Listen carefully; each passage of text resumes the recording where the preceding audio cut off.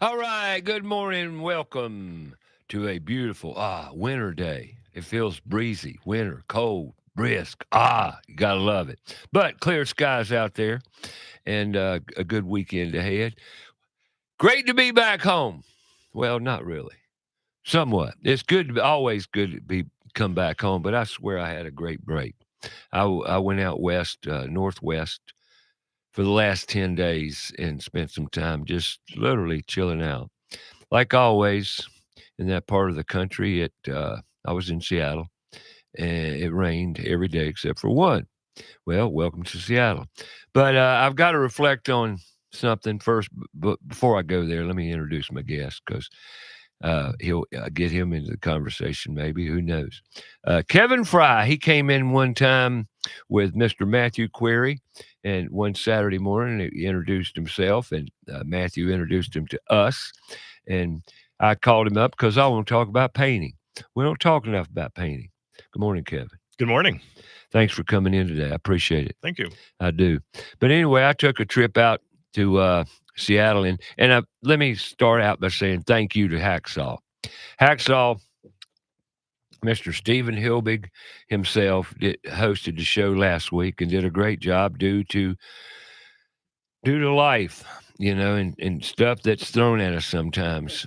We just don't know what you can always expect change, and change happened, but everybody handled it. I want to thank Brittany Cates, Barry Fletcher from Carolina Foundation Solutions for coming in and with their plethora of knowledge and with all the events going on in northern uh, West North Carolina, there was definitely a lot to talk about as far as foundation repair, and Hacksaw did a great job. Uh, I'm I'm just I'm in gratitude, total gratitude for those and Rishton to back up Hacksaw Rishton on the board, running the buttons and doing a great job. And I really appreciate it. It was, but the break I had was fantastic. It was good to get away. Kind of hectic. Friday before I left, I had two Zoom meetings, one at 3 o'clock, one at 4 o'clock. And then I had an event, the Nary Cody Rodeo Awards Friday evening. And then I got up the next day, did radio. Then I was on an airplane across. What a blur. That's a busy schedule. Yeah, it was kind of crazy for 2 days. But I'm back home and back in the grind and seeing what's going on. Up and coming holidays, Thanksgiving weekend ahead. I've backed up now. When I left, I had about 4 or 5 vent hoods, kitchen ventilation jobs to do. And now we waited on materials. Now that the materials are here, guess what? Everybody wants it done before Thanksgiving. Right. That's usually how it works. People don't really think 2 or 3 weeks ahead. They think like 2 days ahead. Yeah, that's a fact. But anyway, it's no problem. We're going to do what we can do, and that's all we can do. Just do the best we can do every day, you know. But it's great to be back. But I want to reflect on my trip to Seattle a minute. They had something up there called a cyclone. Bomb cyclone. What'd you say? A bomb cyclone? Yeah, it was a bomb cyclone. Well, I kind of heard it from one of the guys. I can't remember which morning. I think it was Thursday morning. Well, anyway, it came through last Tuesday afternoon, I believe. I think it was last Tuesday afternoon. Lord of mercy, when you're away on vacation, who pays attention to the days? Well, my gosh, it was just another day last week. But anyway, it came through in the evening and 65, 70 mile an hour wind, something like that. Very, it sounded like a tornado to me. But a tree fell, came down onto the apartment building we were in, but no damage because those evergreens out there are phenomenally just beautiful and very strong trees. Anyway, but the power went out, and it was a great awakening for me. Although I've thought about it many times, and I've talked about it on the show many, many times. Are you prepared if the power goes out? Are you prepared if the power goes out? Most people, if you really think about it, nope, you're not prepared. You're not prepared at all because you lose about everything. The food, and you know this, and the people of Western North Carolina are well aware of it now, and unfortunately, and things hopefully will get back to, they'll never be back to normal up there, a new normal. But regardless, the power went out. And with that, you got to have light if you live in a dark house. You got to see. So you got to have flashlights or lanterns or something, right? Candles, but candle power, candles burn. They're fuel. They burn out. And when the candle's gone, it's gone. Excuse me. When the candle's gone, it's gone. But anyway, and needless to say, no internet. Oh my God. You think the world's gonna fall, gonna stop.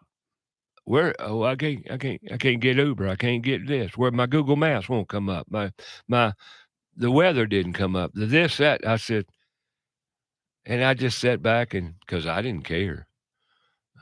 I mean, I had nowhere to be. I had no appointments. I just sat back and watched and listened. And the hysteria and the craziness.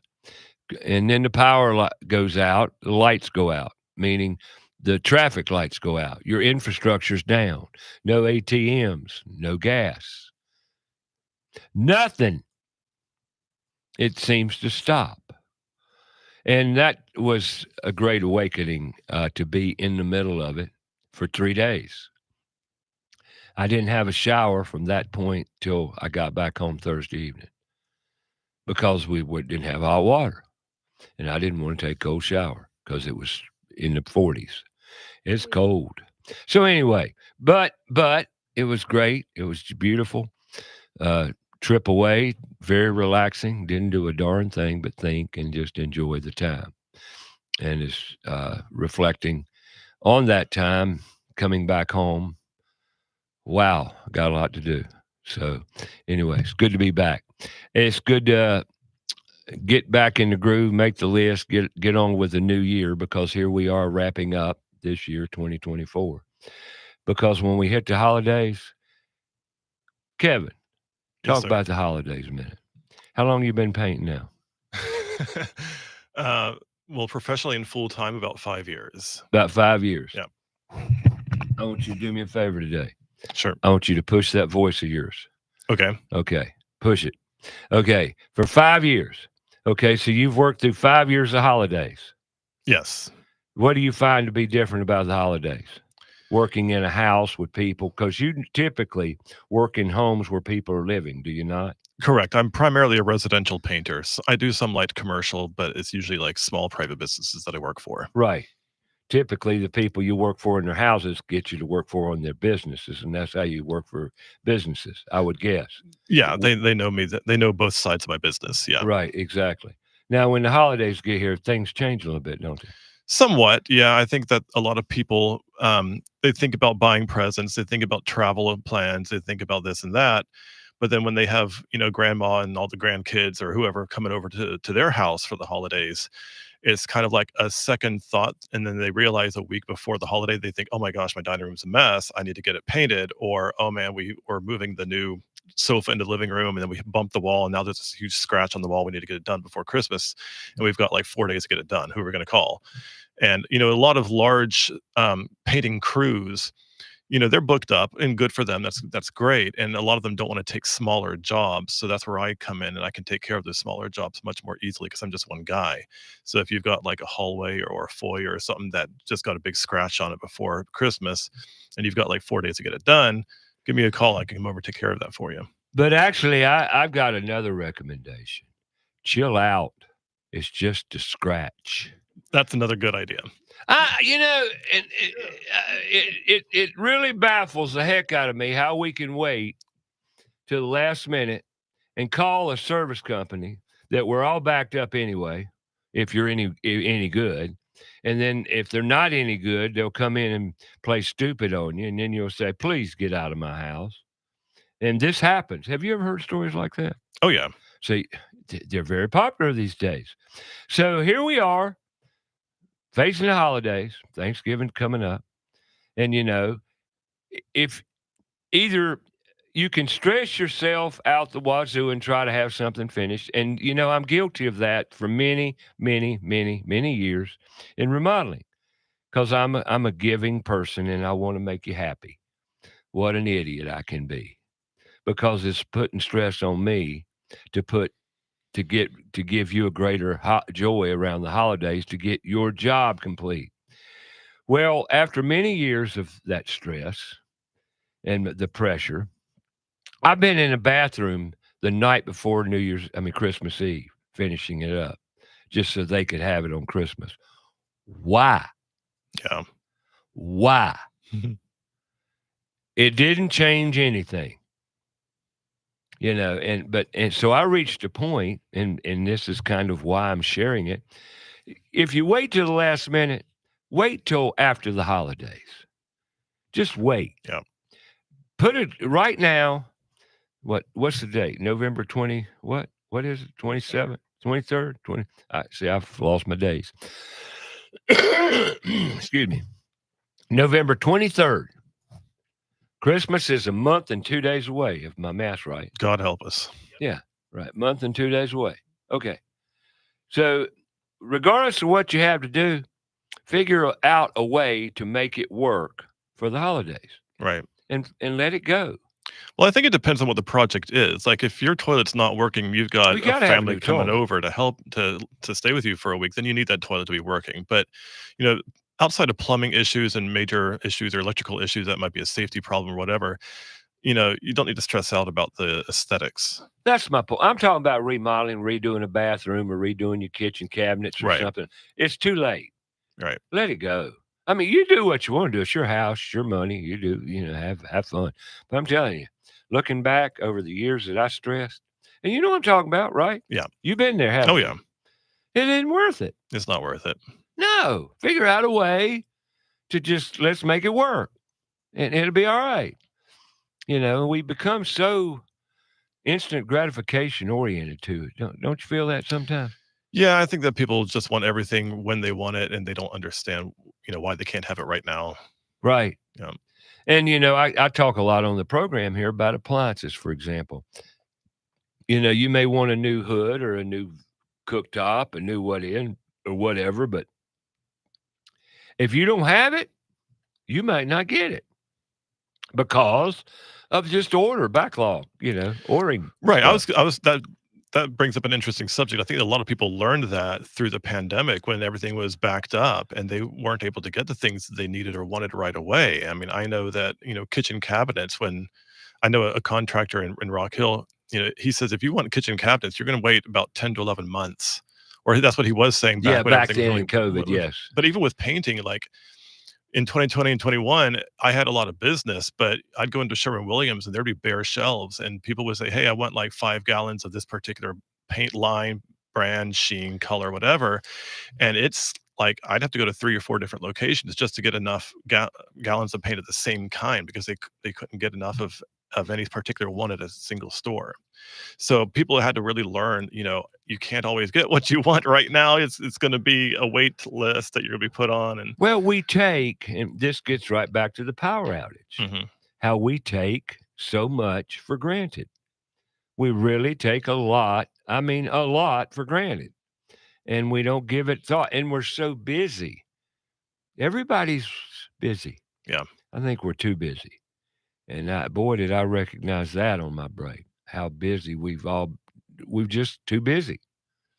And I say it all the time. I used to say it all the time, but getting anybody to do anything is really become much harder because everybody's too busy. Right. And it's just the way things are. And that's okay. It's okay. But we have to adjust. But the point I'm making now about the holidays coming up, here we are a month away from Christmas. So let's figure out a way to just make it through Christmas. Now, granted, to your point, you got electrical problems, you got plumbing problems, take care of them. Those are minimal, relatively speaking. Mhm. If you've got a roof leak, take care of it. Mhm. That's going to cost you big bucks.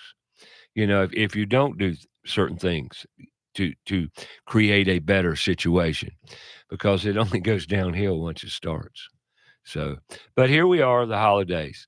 But today, the quickest, easiest way to remodel or freshen anything up is painting. Yep. You can do more with paint than anything else in the shortest amount of time. Wouldn't you agree? I think that people don't realize that, just a single paint coat can really have a huge impact on the overall cleanliness of the house, the freshness of the house, and the overall aesthetics of the house Right. for very little money, comparatively speaking. Yeah. It's the easiest, quickest, down and dirtiest way of refreshing, renewing any room or environment, even outside. Yeah. We're going to talk about it and much more. Got Kevin Frye here. Frye Custom Painting. Or is it Fries? It's Frye. That's why I said it. I just wanted to make note. Frye Custom Painting. We're going to talk to Kevin, and we're going to talk about some other stuff too. Come on back. We'll be here.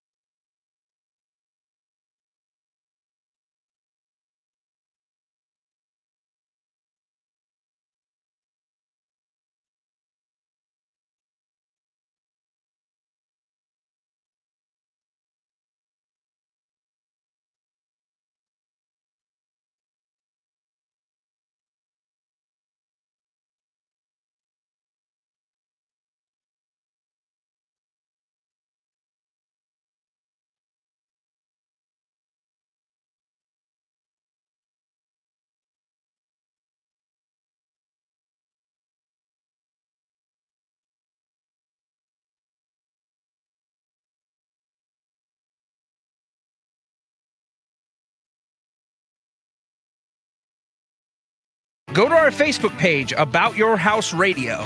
We'll be right back after a word from our sponsor. Carolina Foundation Solutions is a family-owned and operated company and a licensed general contractor in North and South Carolina, providing foundation solutions from the mountains to the sandy shores of the coast. At Carolina Foundation Solutions, our objective is to help educate, offer guidance, and provide assistance. With over 200 years of combined experience, our family of experts are ready to help protect and repair your largest investments. If you have a problem, we have a solution. Call 877-883-4626 or online, carolinafoundationsolutions.com. Owens Chimney Systems is known for all professional chimney services since 1989, including chimney cleaning, recommended annually, chimney evaluations and inspections, any and all chimney repairs and restorations, gas fireplace and gas fire log service, furnace cleaning, cleaning out one of the most overlooked appliances in the home. Get it done right the first time. That's Owens Chimney Systems at 704-554-9595. Or you can visit us online at owenschimneysystems.com. Go outside and take a look at your home. Are the gutters doing their job? The number one enemy to your home is water. Most homes are built with small, inadequate gutters and small downspouts. ABS Insulating has a division of the company that does nothing but gutter services. All gutter services: cleaning, maintaining, repair, new downspouts, replacement, and new gutters with many types available. They're a leader when it comes to gutter protection. Call ABS Insulating today, 704-821-4343 or absinsulating.com. Have a comment or question for the show? Call us 704-227-8986. That's 704-227-8986. Now, back to the show.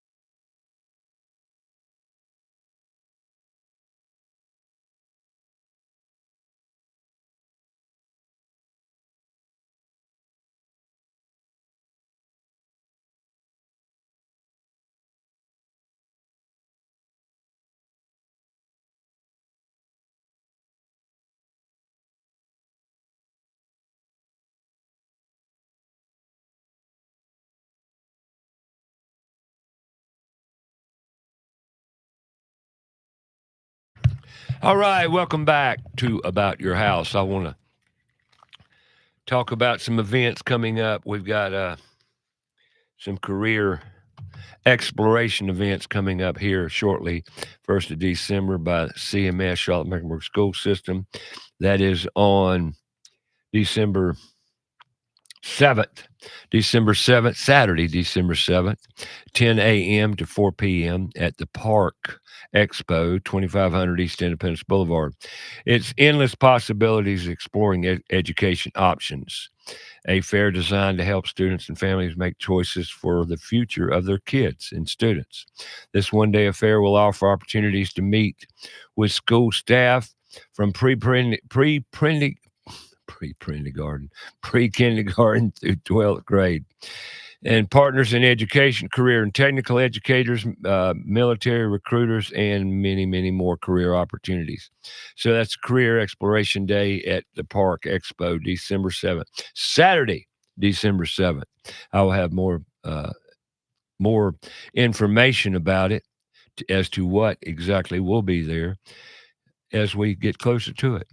Today, right here on the show with Kevin Frye, Frye Custom Painting. We were talking before the break about the easiest, quickest, down and dirtiest way to improve a room is to paint it. Yes. However, we're going to go a little deeper than that because, a lot of people will go get paint. Well, we can talk about that. What do you do? What's required to paint a room? What's really required to paint?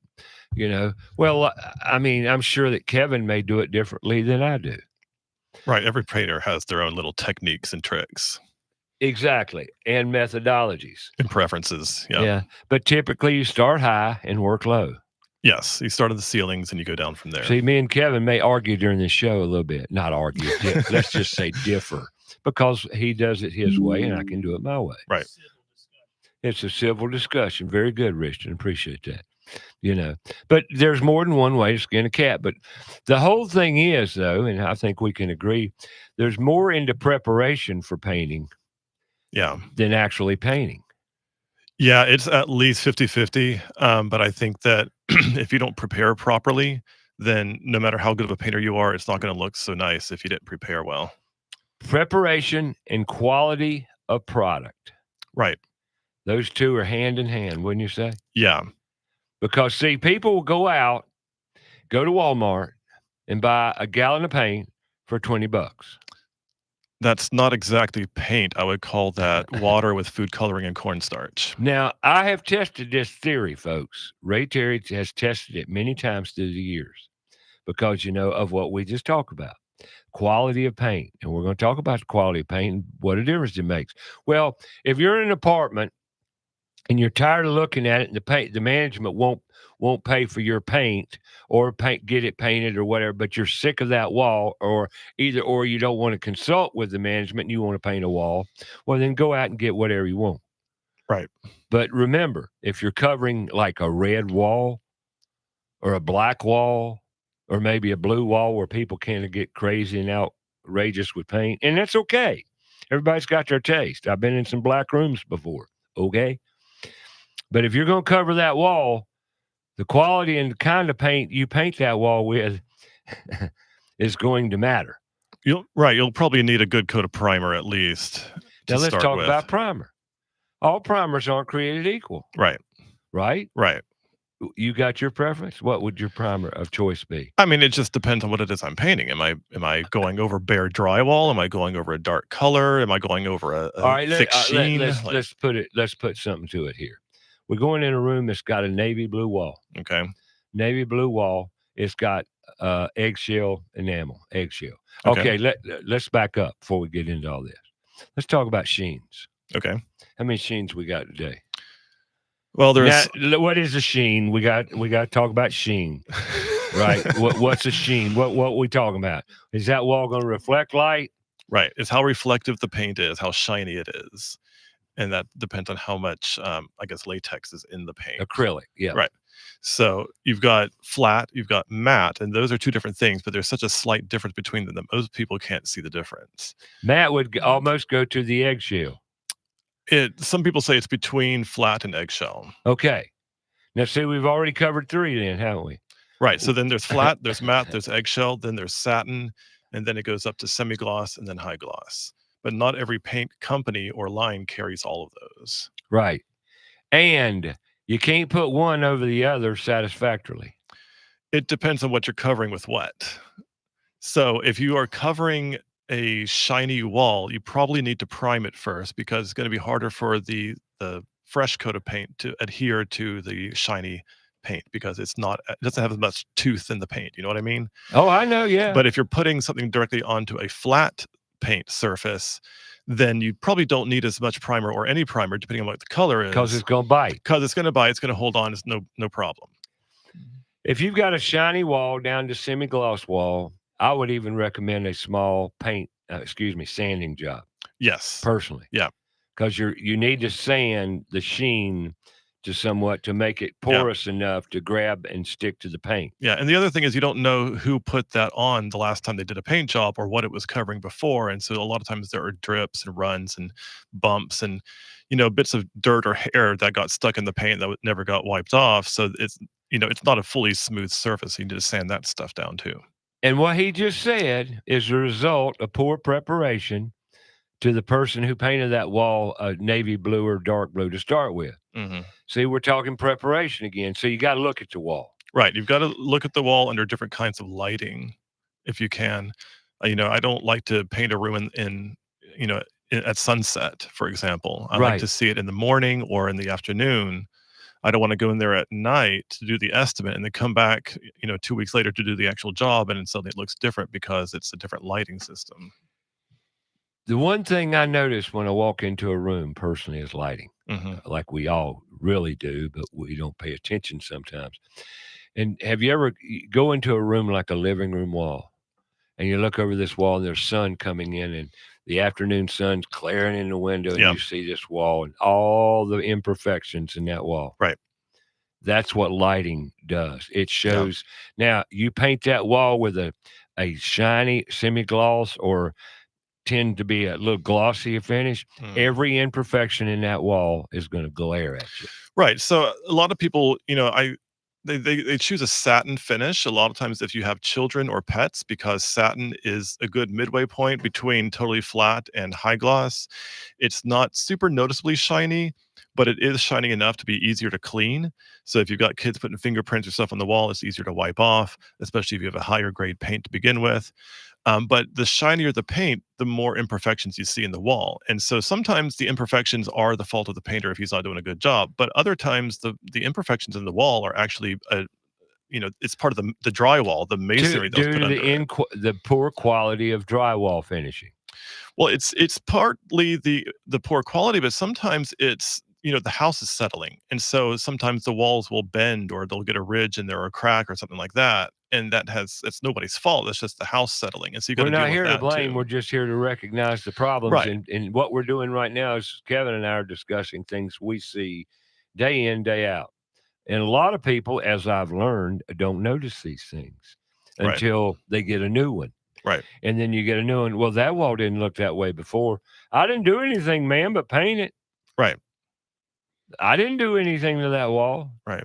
But you're saying, it doesn't look good. What doesn't look good? The paint looks good. That ridge in the drywall doesn't look too good now. I must agree. Right. Well, I try to explain to my clients that, I can make a wall look good for what it is, but if there's a structural issue underneath that is, having to do with the drywall or the beams or whatever is going on in the foundation of the house, that's not something that paint can cover up. I agree. But now let's get back to prep, okay? You never, we talked about sanding a wall. The shinier the wall, the more sanding probably you would want to do. Yeah, you don't have to go at it with a power sander. Yeah, right. But, just give it some tooth and then put some primer over it and you're good to go. Now, another thing too, you never paint a dirty wall. No, never. Never paint a dirty surface. Right. Never. Because you're painting dirt. You're not painting the wall. Mm-hmm. So now what am I saying? Wash the wall? Well, yeah. Yep. That's what we're talking about. Wipe the wall down thoroughly and get all the residue off that wall. Get all the sanding dust off too. Yep. Every bit of it. And then you prime it. Right.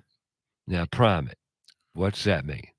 It means you're going to put a first coat of paint on the wall. Primer. Well, it's primer. Yeah, it's not paint. It's a different product. Well, but it is paint, but it's a primer paint. Right. Now they've got I want to talk about this, just your opinion, Sure. because you go to the big box stores. Yeah. You buy much paint from box stores? No, I don't buy much paint. If it's like a flat, untinted ceiling paint or something, sure. But if I have to get something colored at all, I do not go to Lowe's or Home Depot. I go to Benjamin Moore or Sherwin-Williams. Why is that? Um, Feel free to I'm not talk the only and- one who's had this experience, because I've had I'm friends and clients who've gone to Lowe's or Home Depot and they're like, "Hey, I wanted to get this color." And I've gone back 3 or 4 times and they just can't get it right. Like, I give them the paint swatch from their own store and they still can't get it right. And every time I take it back, they change it and it's still not right. I once had a client who lived way out in the country, and the only place where they could get paint nearby was a Lowe's, and they wanted this kind of teal, like a mint green color. Yeah, And aqua. yeah, and it was just going to be an accent wall in their master bedroom. It was not a bad color, actually, but I took that gallon of paint back to Lowe's 5 times, and they still couldn't get it right. And so finally, the client just settled, said, "All right, we're just going to go with it the way it is, even if it's not right." I mean, it wasn't just a little bit off. It was like coming out blue. It was coming out green. It was coming out yellow. Like, it was just way off. And I don't know why, but the big box stores don't invest in really good tinting equipment, and their computer systems don't get it just right. Whereas the None of that, stores but that you've got focus on that, inexperience behind the counter too makes a difference. Now, I'm not saying they're all bad. I'm not telling you that. I'm just saying experience in paint coloring is vital. Yeah, people who have been in the business for a long time, they know what the codes mean and what it's going to look like when it's done before they even start pouring the dye in. Like Eastway Paint, Frank Harrelson's crew, they spot on. Yep. They can match it. They take pride in doing what they do. Yep. And Sherwin-Williams stores probably do the same thing. Right. And that's why if you go to Lowe's or Home Depot, you see the reject counter or the reject shelves where people have brought back mistakes of gallons of paint that they don't want anymore.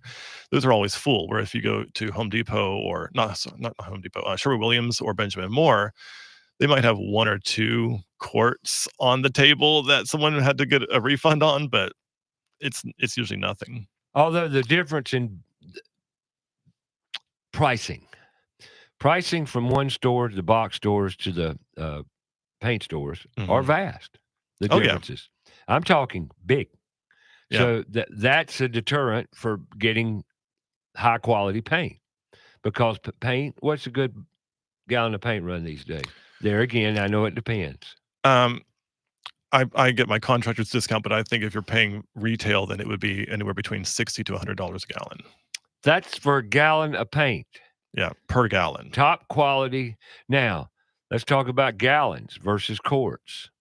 Well, you pay a lot more when you buy a quart of paint. Right. So if you have to get more than a quart of paint, you might as well just get a gallon. 2 quarts of paint costs more than a gallon at most places. That's what I wanted to bring to light here. Yeah. The fact, and paint is not cheap. It's not. No, it's not. Not for good quality paint. Now, let's go back to quality paints. Again, we started my story about Walmart. Mm-hmm. Well, I went to Walmart to paint a wall. It was off-white. That's it. Just a off-white paint. And I was going over a yellow paint. Mm-hmm. Okay, well, I think I paid like $16, $17 a gallon. Mm-hmm. It was cheap, relatively speaking. So I said, we're going to take it. And it was not the cheapest. I could have gotten a grade cheaper than that. But I said, well, no, we're not getting that. So I bought this. Mm-hmm. It took 3 coats. Right. 3 coats of paint. Yep. To cover that yellow wall. Whereas if I would have gotten a good grade of paint, I probably would have covered it in 1.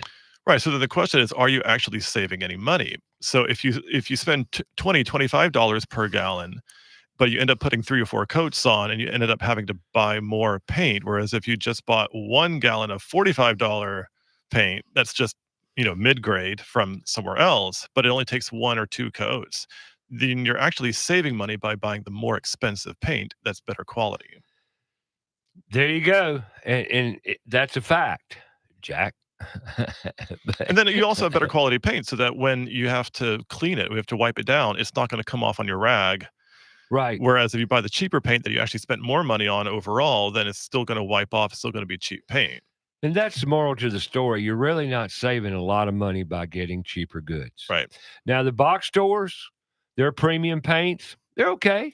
Yeah, I've used them. Homeowner grade paints. I've used a lot of Valspar and that other brands they sell. Used to sell Glid, and they've jumped around. They from do the year to year. HGTV brand stuff. Oh yeah. yeah, all that, and some of it's decent. Yeah. Homeowner grade quality, and that's all well and good. Will it hide, meaning cover, as well as a top grade paint? No. But there again, Well, here's what I'd say. If you're going to buy paint from Lowe's or Home Depot, first of all, try to just go with untinted white, And if you're going to get it tinted, don't be super picky about what color it is because it's not going to come out right. So if you just want something to sell the house, you're fixing up your house, you want to paint it all gray or beige or something neutral to get it on the market and sell, then yeah, go to Lowe's or someplace and get whatever neutral color paint, get a lot of it, whatever, put on the wall is fine. That's totally fine. But if you really want a specific color and you don't want to change it at all, left or right, up or down, you want it to be good quality, then I would go somewhere else. Now, okay, so we're going to prep the walls. Now, prepping, what's that mean? That means taking care of any superficial damage, holes in the wall, nail pops. Screw pops, nail pops, any kind of cracking, any kind of loose tape, like joint tape between the drywall. Sometimes that has to be replaced. Any other holes or damage to the wall, things like that. Or bad paint, bad patch jobs where I've done this in a bathroom before where the shower curtain just kept getting ripped out of the wall. And there were like 4 different layers of patchwork done to that because every time it got ripped out, someone put a new patch on, but they never sanded it down. They just paint over it. We're going to talk about drywall repair. Sure. Drywall repair. That's what we've alluded to right here. Yep. Previous holes in the wall, patch jobs that are inferior. Yes. Those need to be repaired. Bane of my life. A lot of them, aren't they? Yeah. What do you use to repair them with?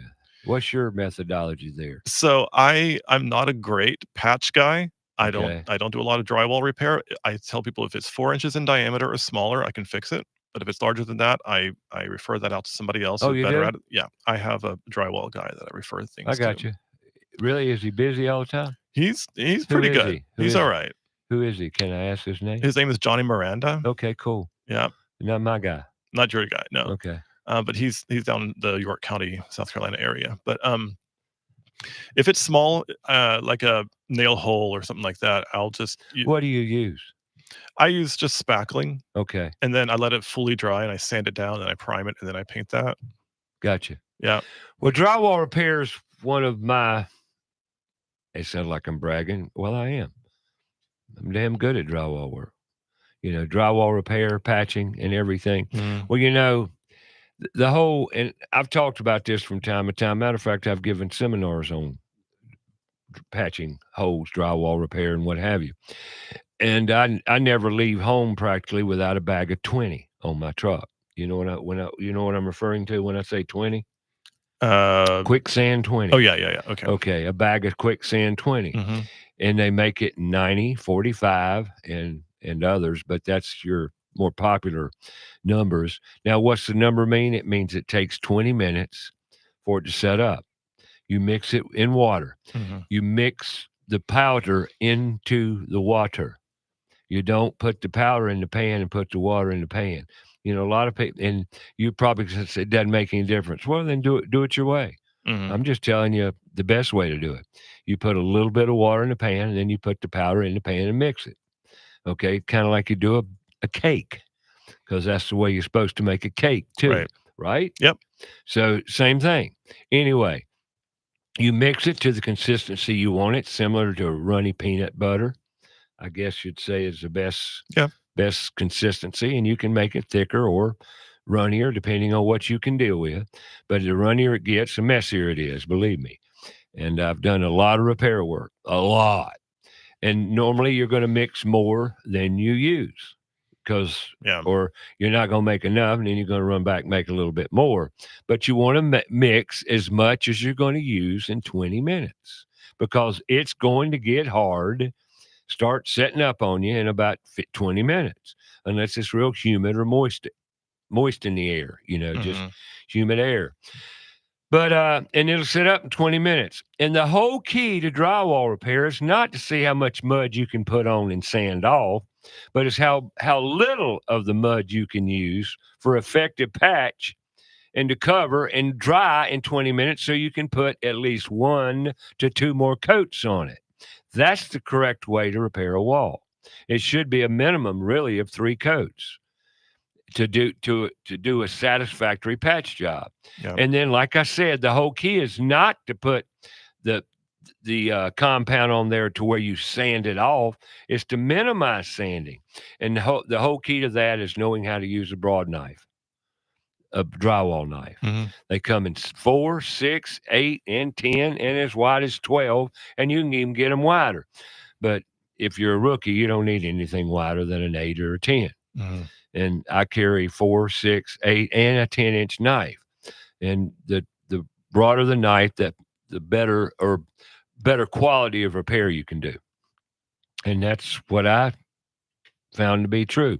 But I, like you, have seen so bad, terrible, unbelievably terrible patch jobs. Nightmares. Golly. Matter of fact, I'll tell a story when I get back. We're going to take a break here. Talking to Kevin Frye Custom Painting, and we're going to talk home repair, painting, drywall repair, textured ceiling, as they call it, popcorn. We'll talk about that a little bit too. Any surface, we're going to talk about how, what, when, and where. Okay? Come on back. You got a call? You want to call us, talk to us?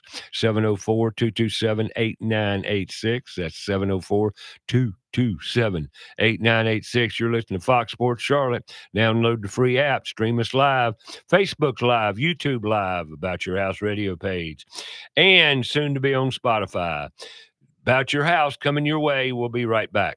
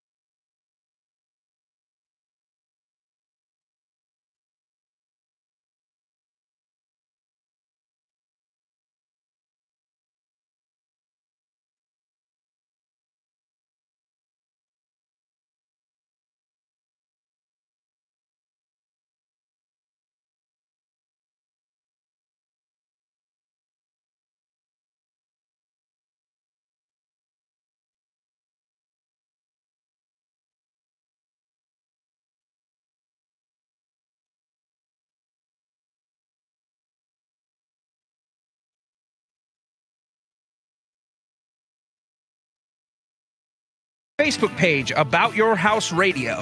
We'll be right back after a word from our sponsor.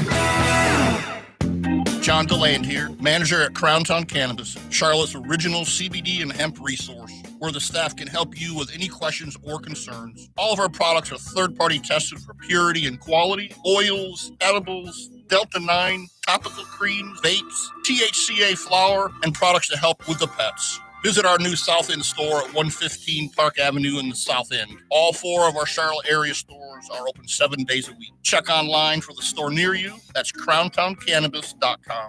The professionals at Kilo Exterminating Company have over 70 years of experience in pest control. Throughout the years, they always pride themselves on maintaining the highest standard of quality and customer service, with every technician being state certified. And moisture readings are standard with every inspection. Their top priority is ensuring your home is free from pests such as ants, mosquitoes, termites, and any other pests wreaking havoc on your home. That's Kilo Exterminating at 704-333-9855 or online, kilo.biz. That's 704-333-9855. Hi, Roddy Player here with Queen City Audio, Video, and Appliances. Don't miss our blockbuster Black Friday sale going on now. Get great deals on Queen mattress sets starting at only $498. Save up to $800 on Sealy, Tempur-Pedic, and Stearns & Foster adjustable sets. Plus, complete your comfort with a new personal fit pillows and sheets from Bed Gear. With up to 60 months interest-free financing, plus same-day or next-day delivery, nobody gets it to you faster. Don't miss our blockbuster Black Friday sale going on now. Visit one of our 10 locations or find us at queencityonline.com. Have a comment or question for the show? Call us 704-227-8986. That's 704-227-8986. Now, back to the show.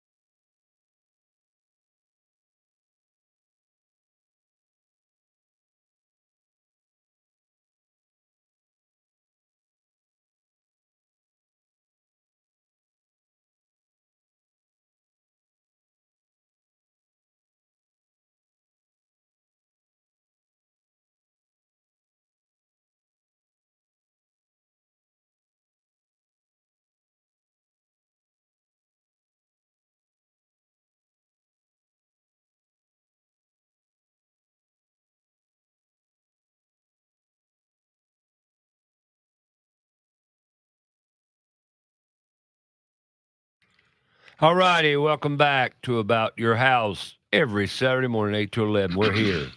Next Saturday, Thanksgiving weekend, and I hope everybody's looking forward to a great week with your family, loved ones, and be grateful and spend the holiday with the things that matter in your life, and be grateful for all the things you have and not all the things you won't. We're so fortunate. But we're going to do a best of show. The boys want to take the next Saturday off.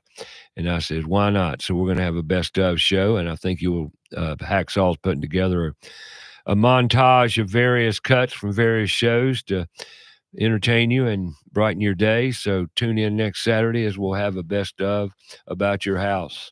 Brought to you by Hacksaw. He's going to do it. And Rishton, the two boys doing a great job. Couldn't do it without them.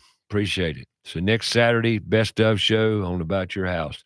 And today, if you want to call, we're talking to Kevin Frye, Frye Custom Painting. We're going to talk, we got another couple hours to talk about walls, ceilings, and what have you. Painting. The easiest way to make a big difference to any house is painting. But there's a lot more to painting than people know about to some degree. Right. It's a lot more than just throwing some paint on the wall. Well, we've been talking about drywall repair, prepping the wall, getting it smooth.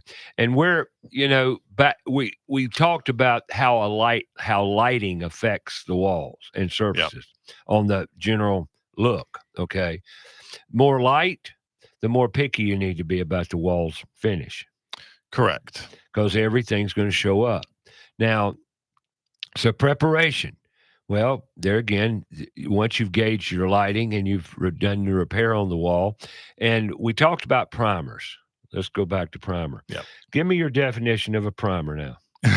We talked about this before, but I'm going to talk about primers because we have different product names specifically for priming. Right. So every company has its own names for various primers. The way that I describe it to my kids is I say primer is like glue for paint.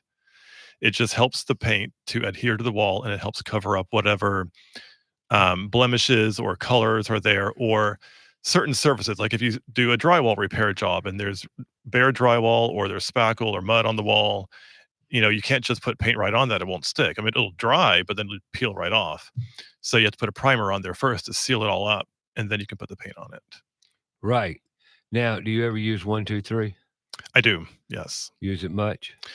Yeah, I use it pretty often. Zinsser 1, 2, 3. Yeah.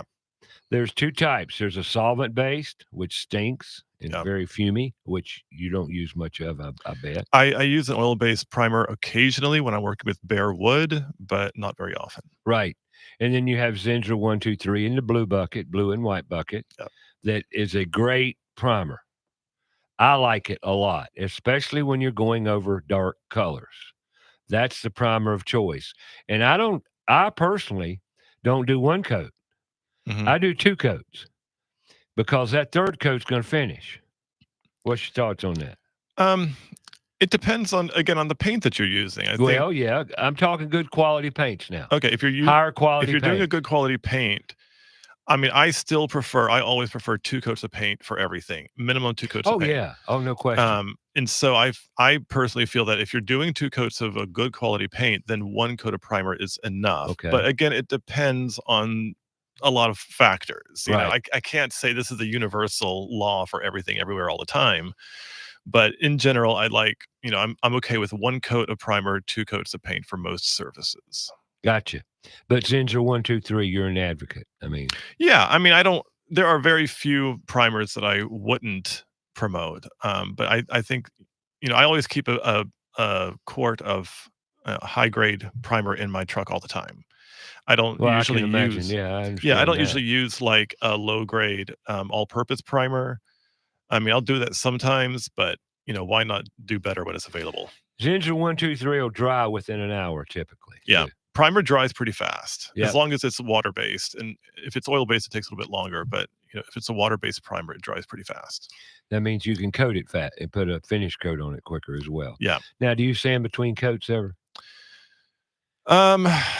Not usually, but if I'm doing a higher sheen, like Right. I did a bathroom one time that was I forgot the color name of it, but it was almost black, and she wanted a high gloss black bathroom. Oh my goodness. And it actually turned out really cool because it had this really high ceiling and a small powder room, and with lots of light in it. It was really cool bathroom. But between those High coats, gloss? high gloss, Wow, high gloss that was a black bear to put on. in a bathroom. So it was a challenge. I had to use a foam roller, and I I sanded was going between to say, coats. yeah, that'd be the hardest finish to get. Yeah, it was pretty tough, but it turned out nice, and the client was happy. I was happy with it, but I did sand between those coats because that was a high gloss. Yeah. Right. You're bringing out good points here, people. The higher gloss, the more finicky you need to be in preparation. Right. So remember, high gloss are very finicky surfaces to get just so. Right. They really are. Now,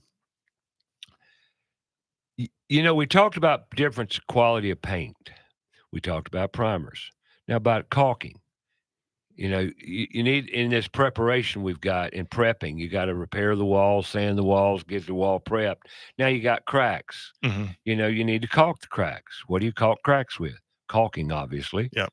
What is there better caulk than other caulks? So again, I'm not an expert on caulking, but I do use it, especially around like crown molding, because Yeah. here in the South, summer to winter, there's a big difference between humidity levels, and that will cause the wood and the crown molding to expand and contract, which leaves behind cracks between the ceiling and the wall and the molding itself. So that has to be caulked from time to time. Let's stop there a minute. Crown mold. Yes. Glad you brought it up. Glad you brought up the cracking business. Yeah. If you put up crown mold and you paint it and it looks tight, oh, that crown mold looks good. It is good. You don't need to caulk it because the cracks are good. Wrong. Wrong.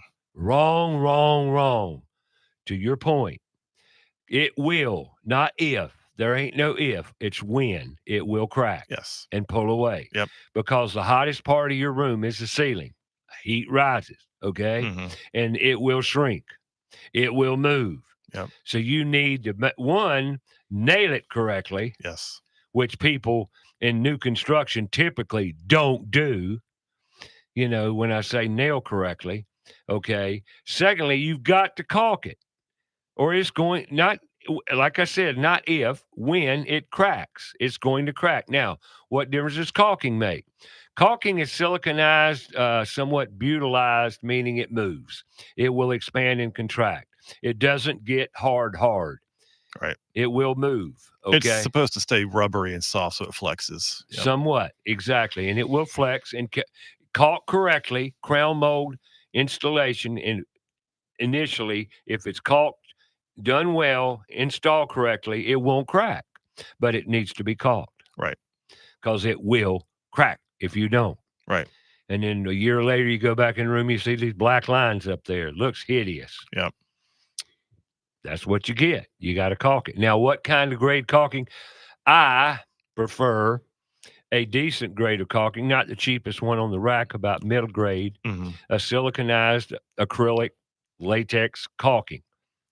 Yeah. So I have run into some nightmares with this in other people's houses. So I'm going to put this out there. Okay. Sure. If you are getting a contractor to do this, or if you're doing this yourself, make sure that you are not make sure you're not using a clear exterior caulk on the interior of your house. Glad you brought it up. Because I've had this happen before where I've gone Silicone. in to paint. Some of my friends know this story. I've painted a kitchen once where the previous owners had used a clear exterior silicone caulk, and apparently they did it all with their fingers, and they wiped their hands. They wiped their hands on the wall to clean it off. But you couldn't see it because it was all clear. So when I went in there to paint, the paint didn't stick to the paint didn't stick to it, and it turned out that there were fingerprints and handprints on the wall that were clear, and you could see it in the outline of the wet paint. And I had to go back and sand all that off exactly and prime what it. you're talking about. The original versions of silicone caulking were hideous. Now they've refined it a bit since then. It's been many, many years now, and silicone wasn't always around. Right. There was a day where it didn't exist. Well, when it started coming on the market, it came on, and paint wouldn't stick to it. Right. And it was the be all. It was the silver bullet to all caulkings. Wrong. Like everything in construction, we go through R&D, research and development, Right. and you're the guinea pig. And you know what I'm There's talking a lot about. of trial and error involved too. Yeah, but paint will not stick to exterior silicone caulking. Right. And it should not be used on roof applications. No, no, no. I'll tell you why after the top of the hour break. We're going to take a break here, and we're going to talk about caulking, but silicone, I've seen more damage done as a result of using that stupid silicone caulking, creating dams and not allowing water to come out when it should. And they dam it in there, and then it backs up and develops into an interior leak. Yeah. And then again, you got, many, many, many different situations. But we're going to talk about it. Kevin Frye's in the house, Frye Custom Painting. And we're going to talk about all kinds of groovy stuff. So come on back right here on About Your House on Fox Sports Charlotte.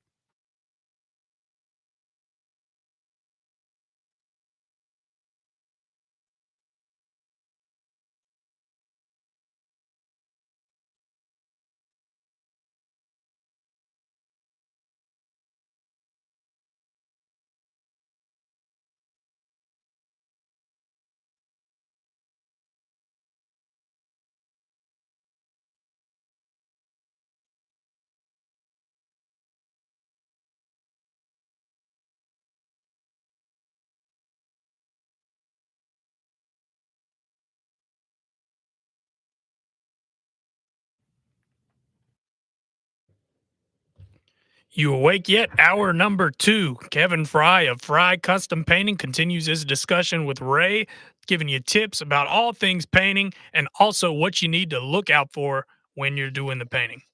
About Your House is brought to you in part by PutToolsInSchools.org, connecting students to tools of the trades and raising awareness of the many career pathways. Also brought to you in part by Carolina Foundation Solutions, a licensed general contractor in North and South Carolina. From the hills to the coast, if you have a problem, they have a solution. So sit back, relax, and enjoy some time with us. We'll share our knowledge and provide encouragement to improve not just your home, but every aspect of life. And now, here's your host, Ray Terry.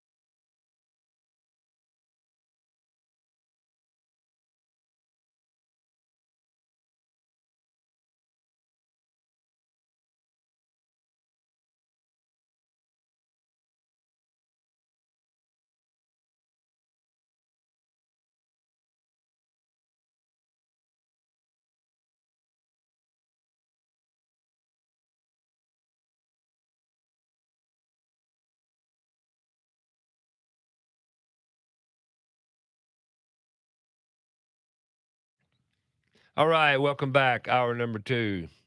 You know, it's another month. We're going to be in the throes of winter. December 21st, the shortest day of the year. Speaking of the weather, we got rain in the forecast on next Thursday, which is Thanksgiving. So it's going to be another rainy day, well, partially rainy day on Friday. Black Friday, rain ahead, but up until then, we got 70 degrees on Monday, partly cloudy. Good first of the week. Nice weather, 67 on Tuesday, 60 Wednesday, and then it dips down, starts.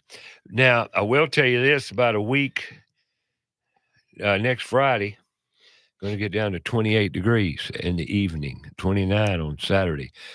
Burr, getting up to the winter. So hopefully we'll have a good winter this year. Can I mention something about that regarding paint? Please do. If you have buckets of leftover paint that you want to keep and you're keeping them outside in a shed or some other place like that where they are exposed to the temperatures, you need to bring them inside to a temperature controlled space because paint will freeze. And if it freezes, it is ruined permanently. And if it's been out there longer than a year, 18 months, it is ruined. So throw it away. Right. How do we dispose of paint, by the way? You can take it to a recycling center. They have separate little space for Charlotte paint. Mecklenburg. They have how many? I think 3 recycling centers, maybe more. I don't know. You can go to Charlotte Mecklenburg website and they will have it. The recycling centers around town, but don't throw paint in the garbage, full cans of gallons. Now I know me telling you that it's not going to stop you, but don't put that stuff in the garbage can. Right. Just don't do it. Take it to a recycling center. Just do it correctly, okay? And Lord of mercy, don't throw it down a storm drain. Oh, no. Oh, please don't do that. Oh, God, you laugh, but people do. I've watched them. I've sat there and, what are you doing? I'm throwing this down. They think they can throw anything down the storm drain. No. And don't pour it down your sink either because that'll clog. No. Don't do that. So better yet, throw it in your garbage can. Don't put it in the sewer. A storm drain, sewer meaning down your sink, okay? Please don't do that. God, dispose correctly, please. But okay, good point. It will freeze. And once it freezes, it is no good. Yeah. And I've been there before too. You know, somebody bring you a gallon of paint. It looks good. It's on the floor. I got your paint in here. It's there ready for you. You open it up and you see that it's all. It just ain't pretty. Right. And sometimes it looks like it just needs to be stirred, but then when you stir it, it doesn't mix. It's like mixing oil and water and it just doesn't blend. And that's when you know it's bad. Also, if it smells like rotten onions, then that's when the paint is spoiled. You have to throw it away. Yep. And you don't want to use bad paint. Right. You don't want to do that. You know, you just don't. We were talking before the break there about, what were we talking about? Well, you keep going back to primer and preparation. Yeah, I was going to. We're talking about silicon. That's what I want to talk about. The silicon caulking. Silicon caulking. Everybody, when it first came out, it was the be all. The silver bullet caulking. It would do everything. Wrong. One thing, people use it on roofs. Well, once you get water under it and it freezes, it's going to peel right off. Yeah. Every time. Yep. You know, now they do make good silicon caulkings. Now, there's a company called Tucker Kirby here in town. Tucker Kirby's out there off Wilson Boulevard. They've got different grades of caulking for everything. But it's specified. They've got data on it. They've got recommendations and instructions on every caulk they sell. There are various silicon caulkings that are good for about every application, but it has to be the correct one. Yeah. They've come a long way with that technology and some good caulkings, but you're going to pay for them. You know, they're expensive, but they're very, very effective. But silicon caulking, no. Like you. I've seen in people, they wipe it, they use their finger to caulk. A good caulking job doesn't require your finger necessarily. It doesn't. Yeah, I can see that. You know, caulking, and there's something else that people don't know how to do.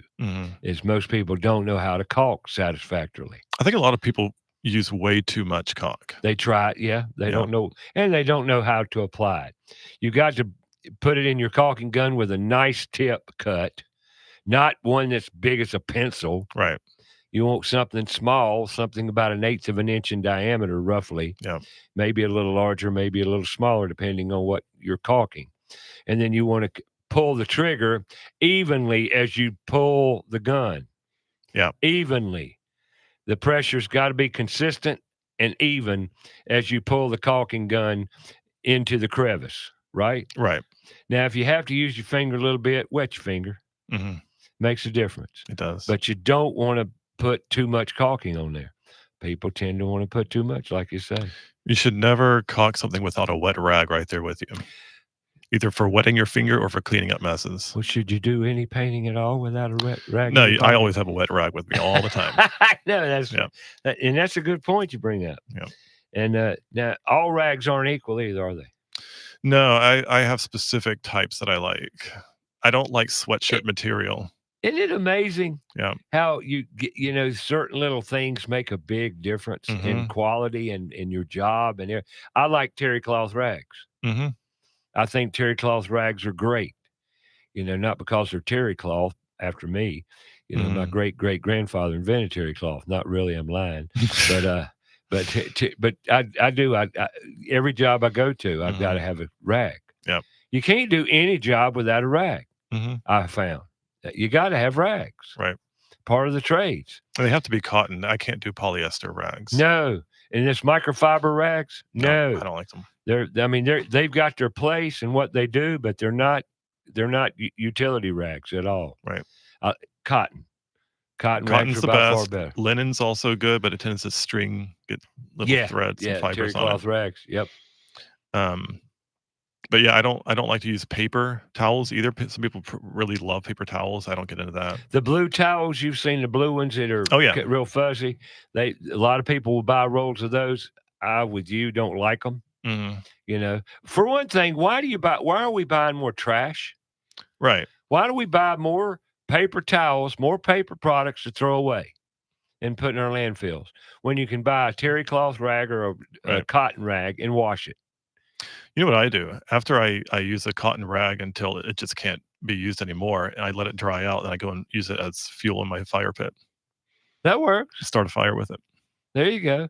You don't waste it. I don't waste it. I don't throw it away. Yeah, but we tend to buy way too much paper products and paper towels on jobs like this just to throw it away. Right. But I love my terry cloth rags. Matter of fact, I wash a load of terry cloth rags about every other week now, every 2 weeks. Got a question. What might that be? It's about caulk. Caulking. Yeah. Yeah. CAUL. Caulking. Excuse me. I've been corrected. CAULKING. Caulking. Caulking. Thank you, Raymond. I appreciate You're it. welcome. I just wanted everybody else to get it right. Oh, for sure. It says, what is sanded caulk and the difference between sanded and regular, and what type caulk should they use to seal around a bathtub where it meets the tile floor? Well, one thing I wouldn't recommend is sanded caulking.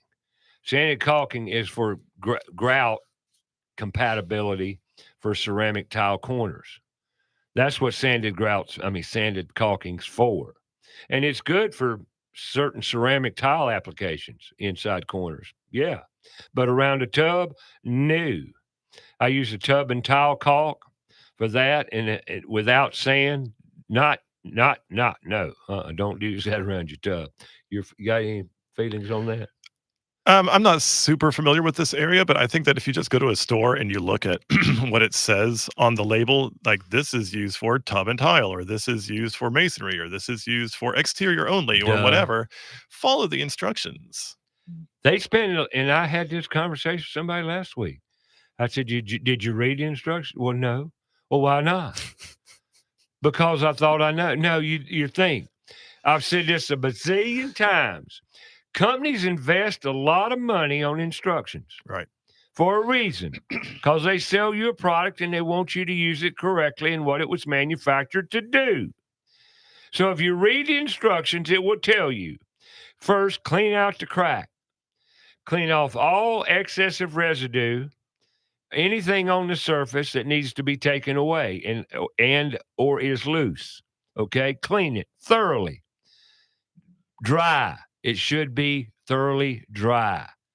Because if you try to caulk a wet surface, sometimes it ain't going to work.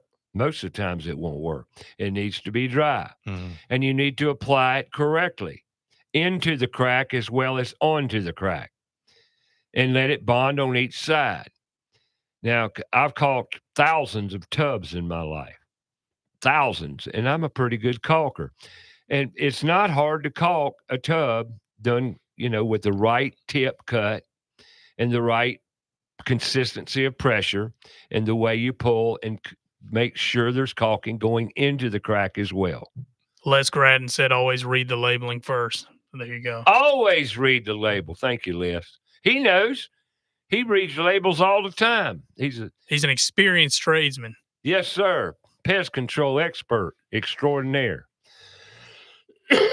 And I know he uses caulking to seal up cracks where ants go through them. Seal them ant cracks. But yeah, caulking is an art, basically, and a lot of people don't know how and mess up some good surfaces. I've seen some. Yeah. Oh, God, please find somebody to caulk your tub. Right. If you can't, they can't. And another thing I don't believe in personally, but then again, I'm going to have some plumbers argue with me here. I hate seeing a commode caulked to the floor. Now, I know Why is that? Well, because if the wax rings leaks, it should be apparent. Mhm. Well, if you're creating a dam with the caulking, it backs up and it becomes more of a hidden injury or hidden problem that you can't see until it's done more damage than is necessary. Whereas if it wasn't caulked around there and the wax ring fails, you can see it more readily. Yeah. Okay? That makes sense. And plus, most people don't know how to caulk good, and it looks terrible. That's another good point. So, but that's caulking. That's part, I guess that would go into the painting category. Well, I think that if you're putting caulk on a surface that has been, or you hope to one day in the next century be painted, then you need to make sure you get paintable caulk. Everything should be paintable, because if you don't, it's going to beat up and it looks terrible. Right.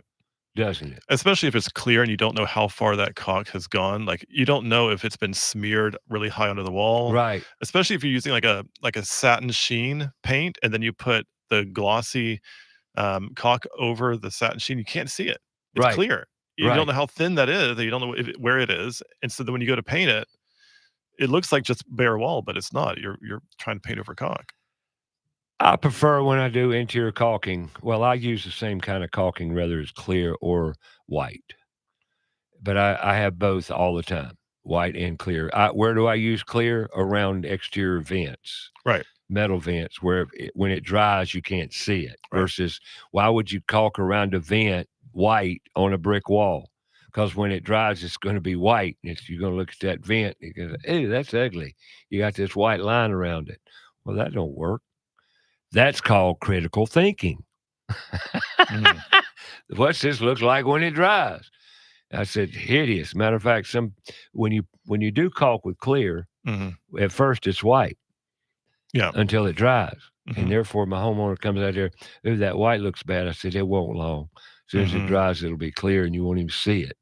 So therefore, that's a great application for clear, but not necessarily interior painting. Never interior painting. So there you go. Use white caulking, paintable, a good grade of acrylic siliconized caulking for interior. A good grade of caulking is going to cost from $3 to $5 a tube. Right. And that's relatively inexpensive. And you can spend a lot more than that, but you don't need to necessarily for just general interior painting. Right. Would you agree with that? Oh, yeah. Absolutely. But and there again, and when a caulking tube sits longer than, say, 3 months, it'd probably be best just to throw it away. Yeah.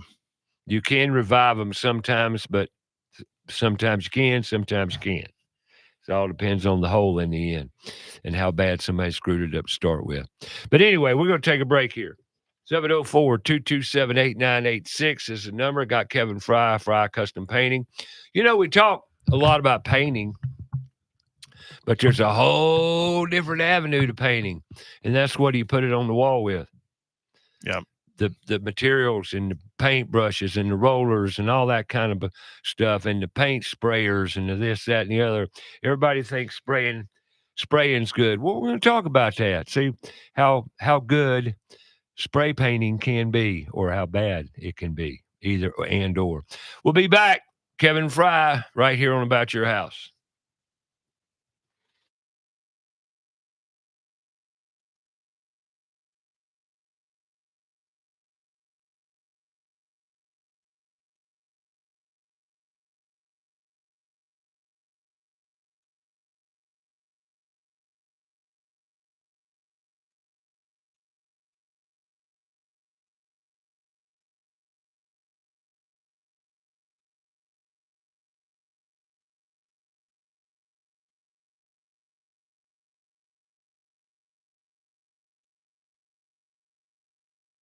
More about the show? Go to our Facebook page, About Your House Radio.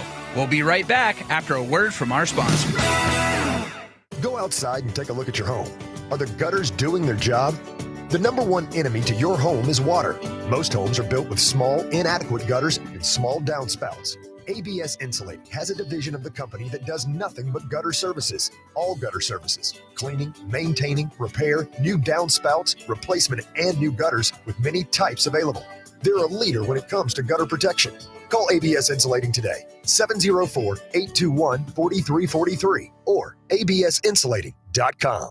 Hi, Roddy Player here with Queen City Audio, Video, and Appliances. Don't miss our blockbuster Black Friday sale going on now. Whirlpool side-by-side refrigerators start at only $10.98, or get a bottom freezer model for only $13.98. Plus, Whirlpool full stainless steel dishwashers start at just $5.98. Plus, buy more and save more with exclusive rebates up to $4,000 on appliance packages. With 12 months interest-free financing and same-day or next-day delivery, nobody gets it to you faster. And with our price match guarantee, why shop anywhere else? Visit one of our 10 locations or find us at queencityonline.com.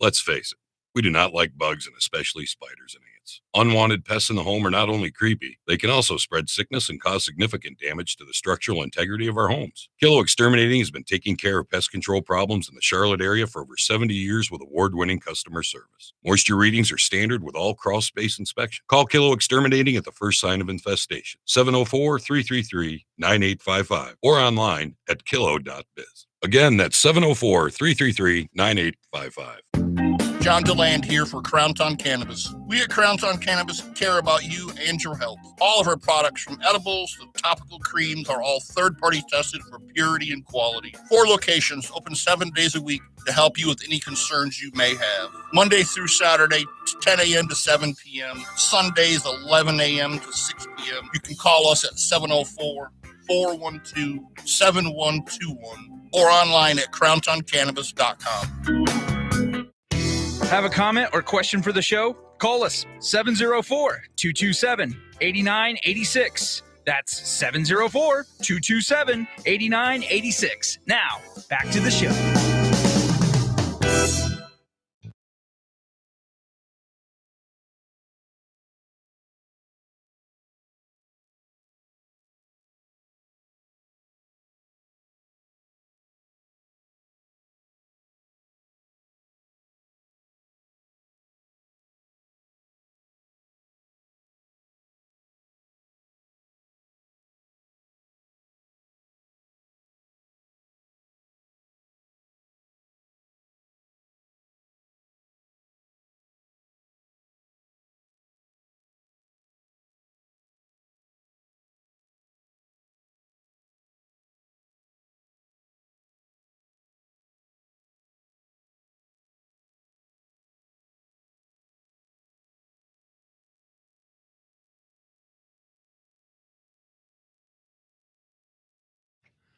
All right, welcome back. Talking painting today with Frye, Kevin Frye, Frye's Custom Painting. And we're covering a lot of info here, but we only halfway there. You know, we talked about painting, the difference in quality and what you pay for paint versus, you know, the outcome of your job. And it matters. It matters enormously. However, there's another important part of painting that people don't really think about, and you never do till you apply it. And, you know, once again, I want to bring up something about, well, put tools in schools. I'm not going to go on about it. I'm just going to tell you the only time we learn as human beings, the only time you learn. Now you can read a book and you can absorb a novel. You can absorb facts, but they're not really authenticated until they're applied. It's the only time we learn is when we apply knowledge to the outcomes. Application. And with painting, just like everything else, you really don't learn until you do. And now there's a part of painting that is absolutely, to me, one of the most important parts, and that's the equipment you buy and use to apply the paint, such as paintbrushes, paint rollers, painting equipment in general, like sprayers. Do you spray much? Very rarely. I have done it before. I don't like it, but Why don't you like it? I think it's messy. I'd spend more time, preparing and cleaning up than I do the equipment. Right, the gun, the equipment, but also, you have to tape everything off, cover everything in plastic, and really make sure that there is not a single hole or a space shining out, because that spray is going to go everywhere. And then you have to spend, a long time afterward cleaning everything up and throwing away all the plastic and sweeping and washing out the sprayer itself. And it's so much time involved. I just don't feel like it's worth it for most of the jobs that I do. Now, there is a time when a sprayer is the best product to use, and that's when you're doing a whole house the same color. And it's empty.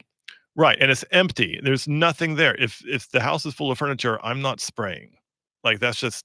I'm not spraying. No, I hear you. You're telling me exactly what I expected I would hear. Also, if you're spraying furniture or kitchen cabinets, like a bookcase or something like that, a dresser, and you want it to have this perfectly smooth finish, then a sprayer is a good option. But it's not the only option. I, for the same reasons you stated, couldn't stand painting with a sprayer. Mm-hmm. I've had many spray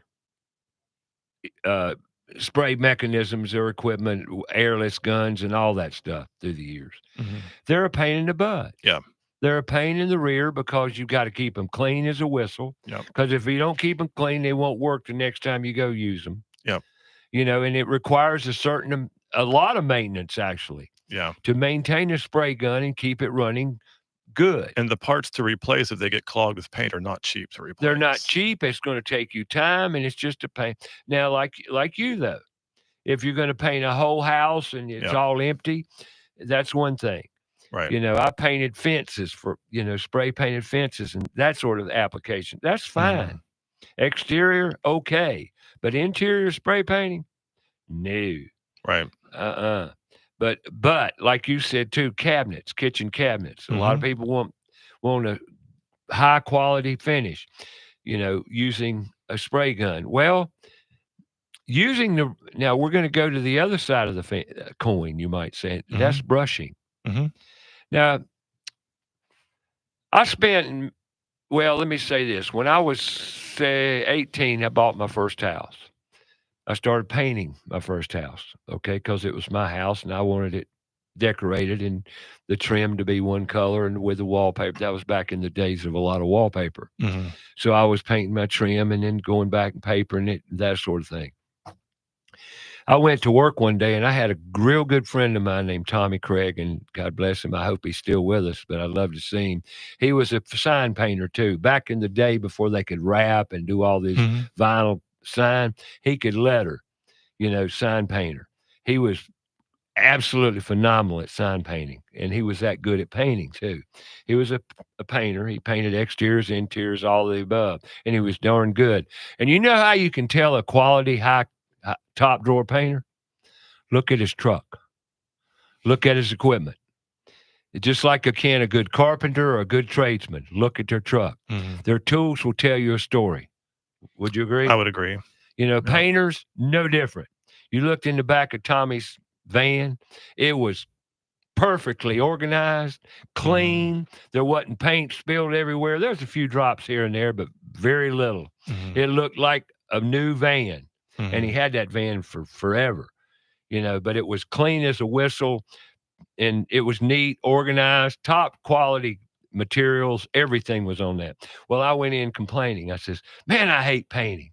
He says, why you hate painting? And I told him, I said, well, get the brush, you can't cut in good. And he says, because you ain't got the right brush. Right. I said, what do you mean? He says, he threw back in the day, it was a Yachtsman. I don't know if they even make the Yachtsman. It was a China bristle brush for semi-gloss oil-based enamel. That was back in the day before all the acrylics hit. Right. And we used, matter of fact, I go way back to Carolina Coatings days. You've never heard of that, but back in the day in the 70s and 80s, there was a store in Charlotte called Carolina Coatings. I've heard of it. Okay. Panacea was a semi-gloss oil-based enamel we used religiously. I mean, it was very popular paint, back in the day. And never forget the main salesman, Norman Thompson. Never forget it. Man, in the paint stores, they're like a barber shop. You go in there and you hear all kinds of lies told. But anyway, but Tommy told me, he said, you need the right brush. He said, take this brush right here home tonight and see what you think. And it was night and day. Yeah. It was totally a different experience. Yeah. So, moral to the story, your paintbrush is really, really, really important. And the paintbrush will make your job harder or easier. Yeah, and I'm really picky with my paintbrushes. I have a certain You should be. a certain style, certain stiffness, certain product that I like, and that's what I stick with. Of course, not every brush is good for everything. I have a variety of brushes, but I spend a lot of money on How brushes. many brushes you got?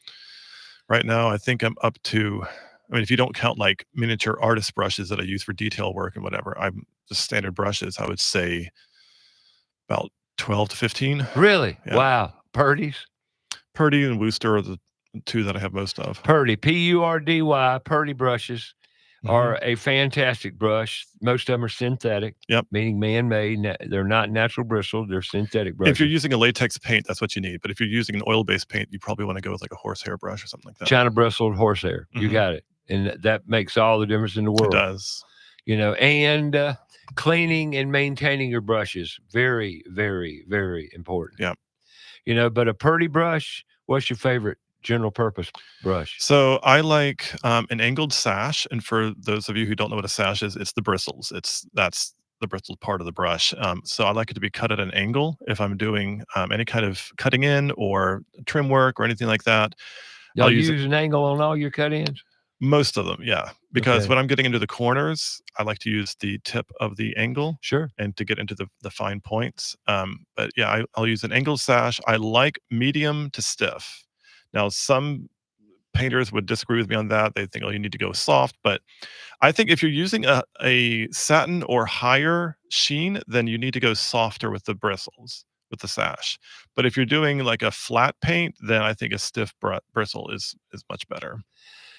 Now, you hear a painter here. You paint every day for a living. Yes.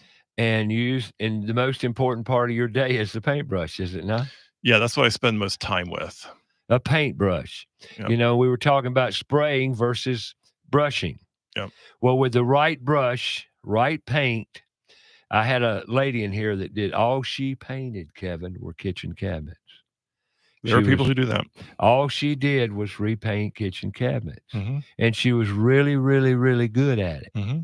And she says she hates spraying for some of the same reasons. She said if you get the right brush with the right paint, you can put an extraordinary finish on cabinets. Oh, yeah. And she knew what she was doing. And I found that to be true as well. Mm-hmm. With good paintbrushes, and we're going to talk about paintbrushes because to me, a good paintbrush is the key to a good paint job. Mm-hmm. Regardless of your paint, because you got to put paint on regardless of what you paid for it. So application is, to me, one of the most important elements of painting. Yeah. And brushes. And if you're using... What's a good brush cost? Oh, a good brush would cost anywhere from, it depends on the size and of brand and course, you everything, get a paintbrush from 2-inch to 4-inch. I don't pay less than $15 a brush. Right. That's the beginning price, right? Right. Now, if it's on sale, it's like 10 to 12, and that's great. But, generally the retail price is $15 to $30 a brush. back in the day when I was over on WBT back in the early 90s, I talk about painting quite frequently. And I'd have Frank Harrelson on the show. We talk about stuff. And we talked about Purdy brushes. And Purdy brushes, matter of fact, there's only one company now that makes about 90% of all painting products. Mm. And it's owned by Sherwin-Williams. Mm. Minwax, Purdy, I could go on and on with names, but they're all owned by the same corporation. Do you know that? I didn't know that. I didn't know it was that widespread. It's pretty. They own a lot. Now, I'm Mhm. not saying everything, but they own a great deal of product. Yep. You know, but a Purdy rep brought me a whole box of Purdy brushes. Mhm. And I got to taste all of them. I didn't taste them. I used them. I got to use every brush, they make. And it's phenomenal what Mhm. the difference a paintbrush makes. Now, back in the day, I would spend Saturdays, going to the box stores, the orange one and the blue one, and I would venture to the paint department. And I would watch people buy paint equipment. I'd watch them. I'd watch them for an hour or better. I'd just sit in the paint, kind of roam the aisles, and I'd watch people and what they buy. People do not buy quality paintbrushes, nor do they buy quality rollers. And folks, let me tell you something. You don't know what everybody thinks they go buy a paintbrush and it's going to do the job. No Nope. Way. If you ain't spending $15 minimum on a paintbrush, typically, you're not buying a good paintbrush. Right. And now you say, well, which one do I buy? Do I buy the slanted sash brush like me? I prefer just a good, synthetic 3-inch brush with a good tip on it. Not a sash, not a slant, but just a straight brush. That's just me. You got your brush, I got my brush. We all got, favorite brushes. And that's just like an artist. An artist, and you're an artist too.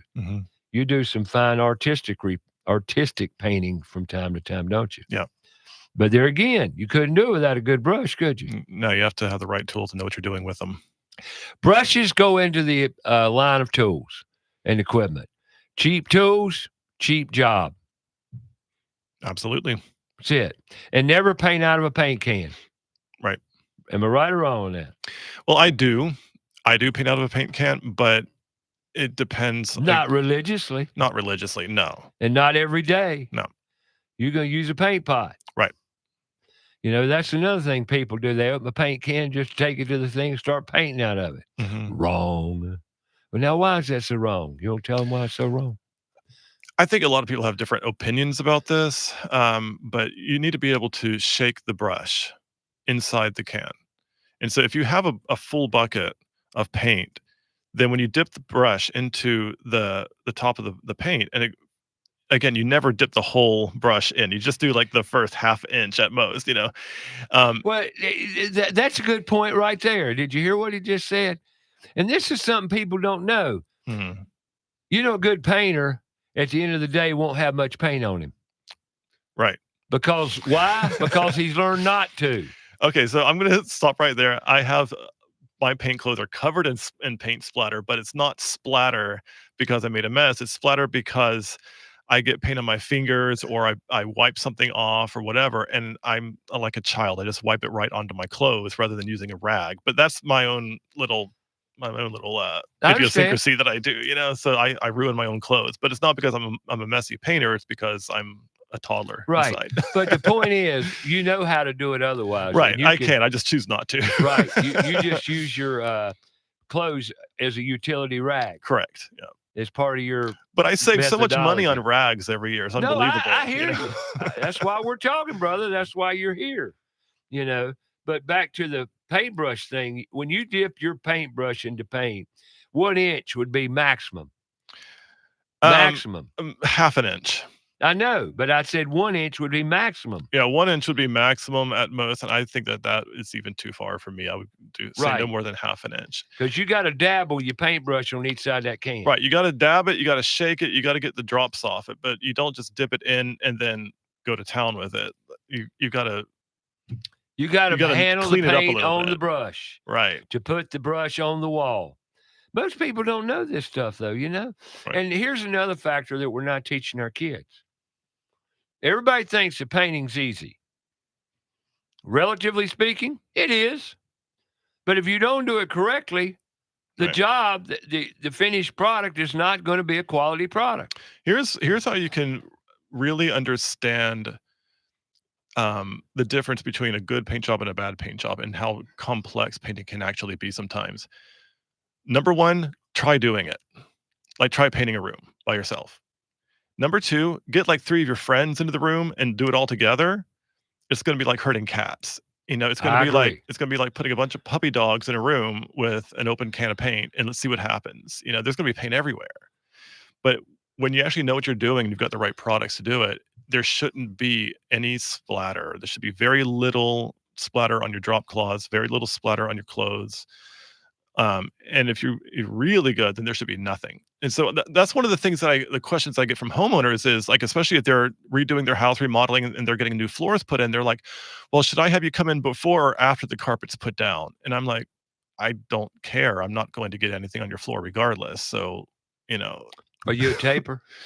I very rarely, no, usually I'm not. Now, you heard him. Here's a professional painter here.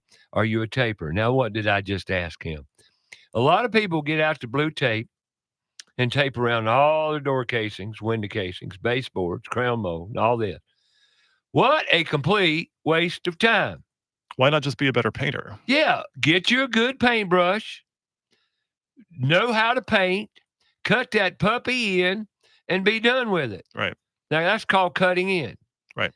And, you know, there's a methodology to painting that really makes it a lot simpler. Mhm. It really does. Yep. I do my cut-ins. If I'm going to paint a room by myself, I'm going to take a 4-foot runner Mhm. and run it down the whole wall. I'm going to prep that. I'm going to do all my prep at one time. You know, then I'm going to come back and cut that wall in. Now, what do I mean by that? I'm going to take a brush and I'm going to paint. You edge it. Yeah. You edge it Mhm. around the window, the door, the baseboard, the crown mold. You edge the whole room to 3 to 4 to 5 inches out from the corners. Yep. Right? Yep. Then we're going to roll the walls. And you're going to cut in around the receptacles too. Mhm. That's what I do. And then you roll the walls and you're done. Yeah. That's it. And it's pretty simple. And if you've Mhm. got furniture in a room, you put all the furniture in the center of the room Mhm. and use a large drop cloth to cover it. Now, sometimes if there's a lot of furniture in the room and you can't get it out of the room and it won't all fit in the center, Right. then what I do is I'll take all the furniture from one half of the room and move it to the other half of the room. And then I paint that empty half of the room. Gotcha. When that's all said and done, I move all the furniture to the other side of the room and I do the other side. Right. And then it all gets done. Or if you can't pile it up in the middle. Right. If you can't pile it up in the middle or you just really don't have enough room to get it all. You know, I need at least 2 feet. I need 18 inches to 2 feet from wall to the next piece of furniture because I have to fit in there. I like more, of course, but you know, sometimes you've got a medical bed that you can't move more than 18 inches without hurting your back. See, listen to him. They've been in all situations. Right. I've been there. But you know, you've got to get it away from the wall at least 18 inches. Right. You know, now all this stuff, you know, a lot of people make work out of painting when it really doesn't have to be that much. There's method to the madness. That's what I'm trying to get to here. Yeah. But if you cut in your walls, roll that wall, and if you're going to put 2 coats on it, hang out for 30 minutes to maybe 2 hours and put another coat on it. Turn a fan on in the room if you have a ceiling fan. Yeah, it's great. get some air moving in that room to dry it up quickly and go back and put your second coat. Then you walk away from that wall and it's done. Now you got to go back and do your trim. Yeah. You know, but there again, do you tape? No. Use a good paintbrush. Use a good paintbrush and just get good at what you're doing.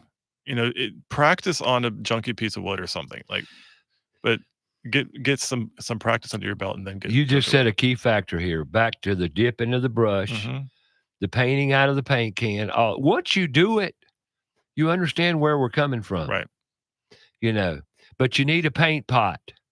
A paint pot is a pot you use to put the paint in out of the paint can, put the lid back on the paint can, shut it up, and paint out of your paint pot. I tell people, like, if you were going to paint your own house, but you're not really confident in your skills, go paint a closet.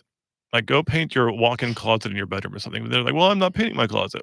Paint your closet to practice. paint it 5-6 times, put coats and coats of paint on there so that you feel confident enough so that you can go paint your foyer or your living room. And we talked about paintbrushes and how expensive they are, and it's a darn sight to go buy a $15 to $20 paintbrush and you go home and say, I don't like this paintbrush. That's the pitfall of buying paintbrushes. Mm-hmm. And then you may want to go buy another one. Well, I don't have $20 to spend on another paintbrush. I understand that. I really do. So be sure when you go buy a paintbrush that you are buying a good quality brush that you can use and make it work. But you're not going to buy a cheap paintbrush and make it work. Right. It won't work. And you're getting what you pay for. Absolutely. And then here's a biggie. Don't buy a paintbrush with the concept, well, I'm just going to throw it away. Right. Well, then you've just ruined your whole job. You can throw away a $12 paintbrush and you're still buying a better quality paintbrush than some $5 plastic handled brush from Walmart that you're going to throw away. Like, buy a $12 brush, throw that away. Right. You'll still get a better product. Your job's going to be so much better. And, like we said, painting's a lot easier. Wouldn't you agree? It's a lot easier than people make it out to be if you know what you're doing. And you get the right equipment. Because a good a cheap brush won't hold paint. Right. It doesn't hold enough, and it frays out. The bristles frays out and leaves brush marks everywhere. Yeah. Doesn't have a smooth just a smooth look to it. Mm-hmm. I'm telling you, paintbrushes make all the difference in the world. Not cheap paintbrush. We haven't talked about rollers yet. We'll get into that next segment. Rollers. Got to have a roller. We're going to talk about textured ceiling too, what a lot of people call popcorn ceilings. You like them? I hate them. I do too. But I'll tell you, good question. We'll talk about that. Why do they do that mess? Why? Well, I'll tell you about it. It's called money, money, money. Well, there are two reasons, but yeah, we'll talk about that. Yeah. Yep. And it's all around saving money. Yep. We're going to take a break here. 704-227-8986. That's the number. If you do choose to call, if you want to text us, you can do so. Or go on Facebook Live, About Your House Radio. You can leave a comment there if you so desire. And we'll be back talking to Kevin Frye right after these messages.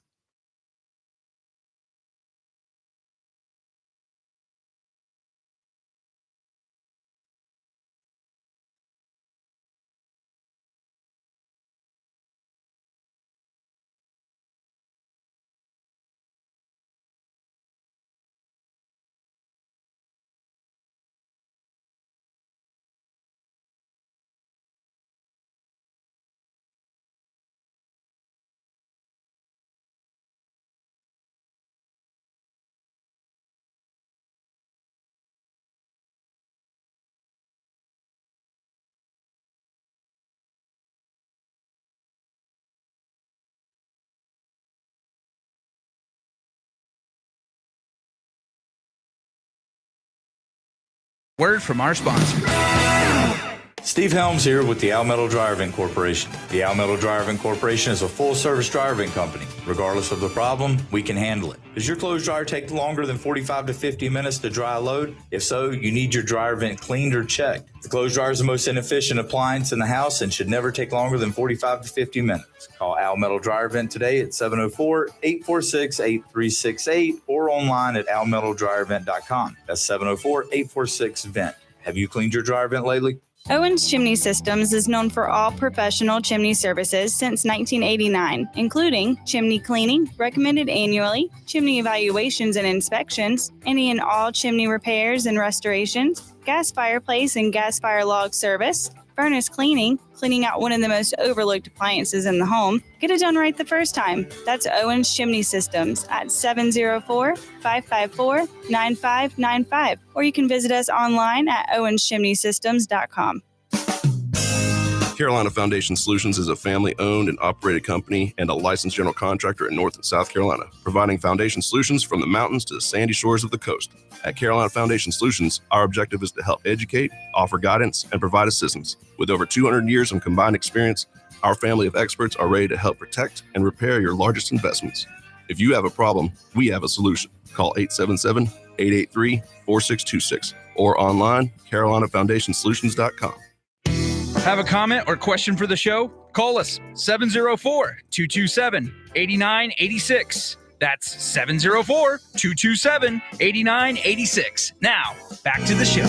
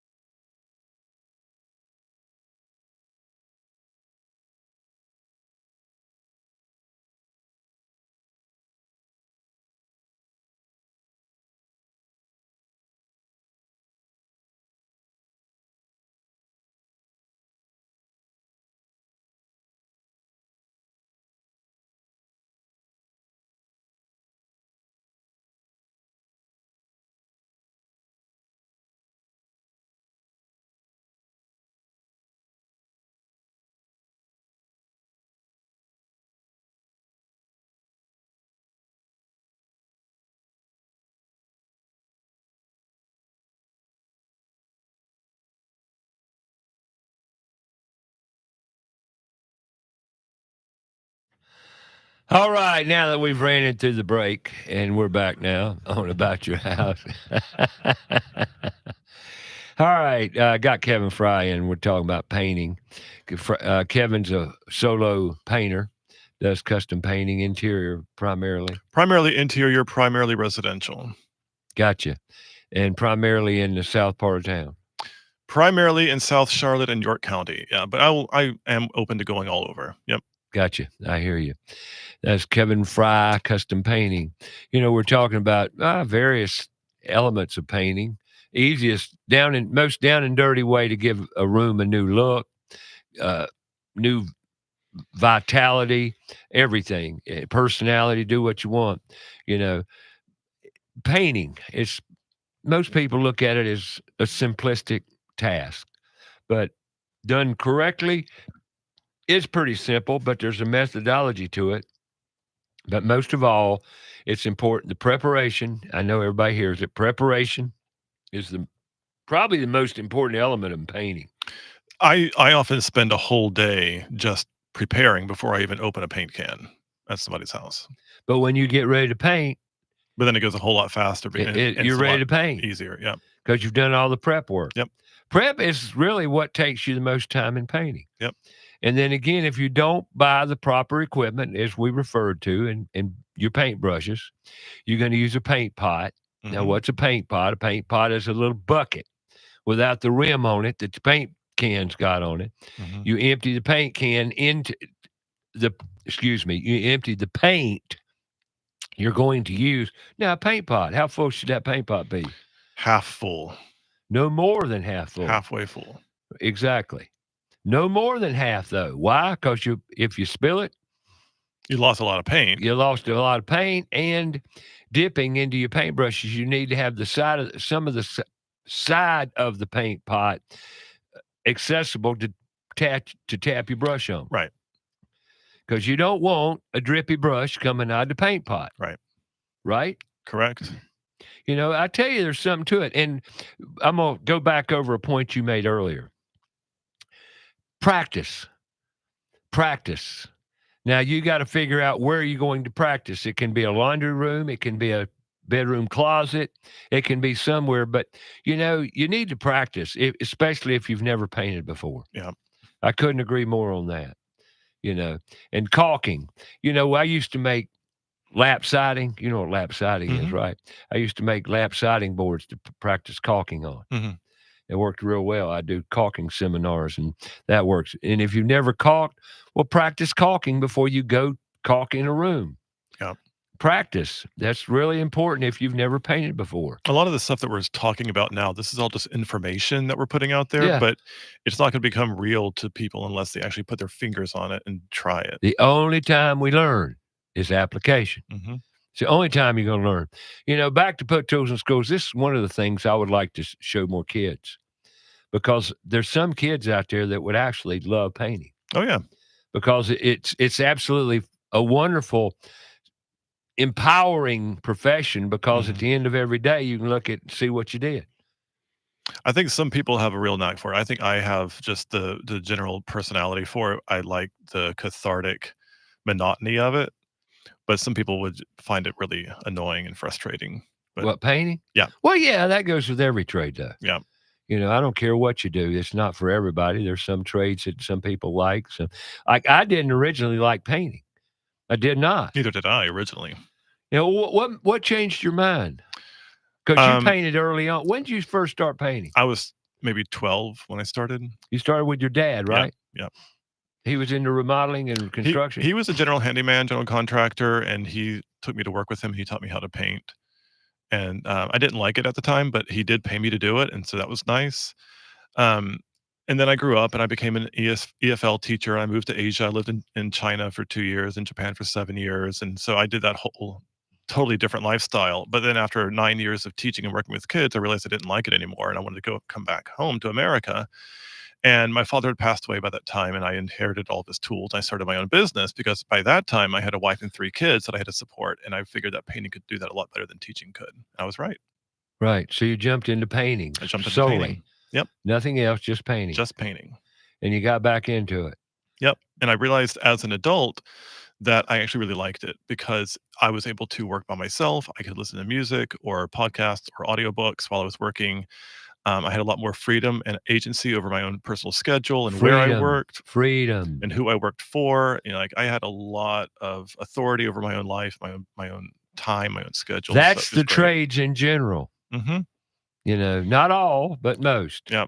And I also realized after a lot of experiencing a lot of different jobs in different places, a lot of different industries, that there's no perfect job. Every job is going to come with its own baggage, with its own bad days, and you're not going to feel like going to work. But considering what I'm up against here, this is a much better position for me than most other jobs could offer me.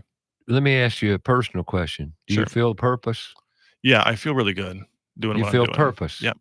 See, that's another part of a job. I don't like that word. I don't job. either. I like career. I like career or life calling, purpose. Purpose, whatever. exactly. I'm the same way there.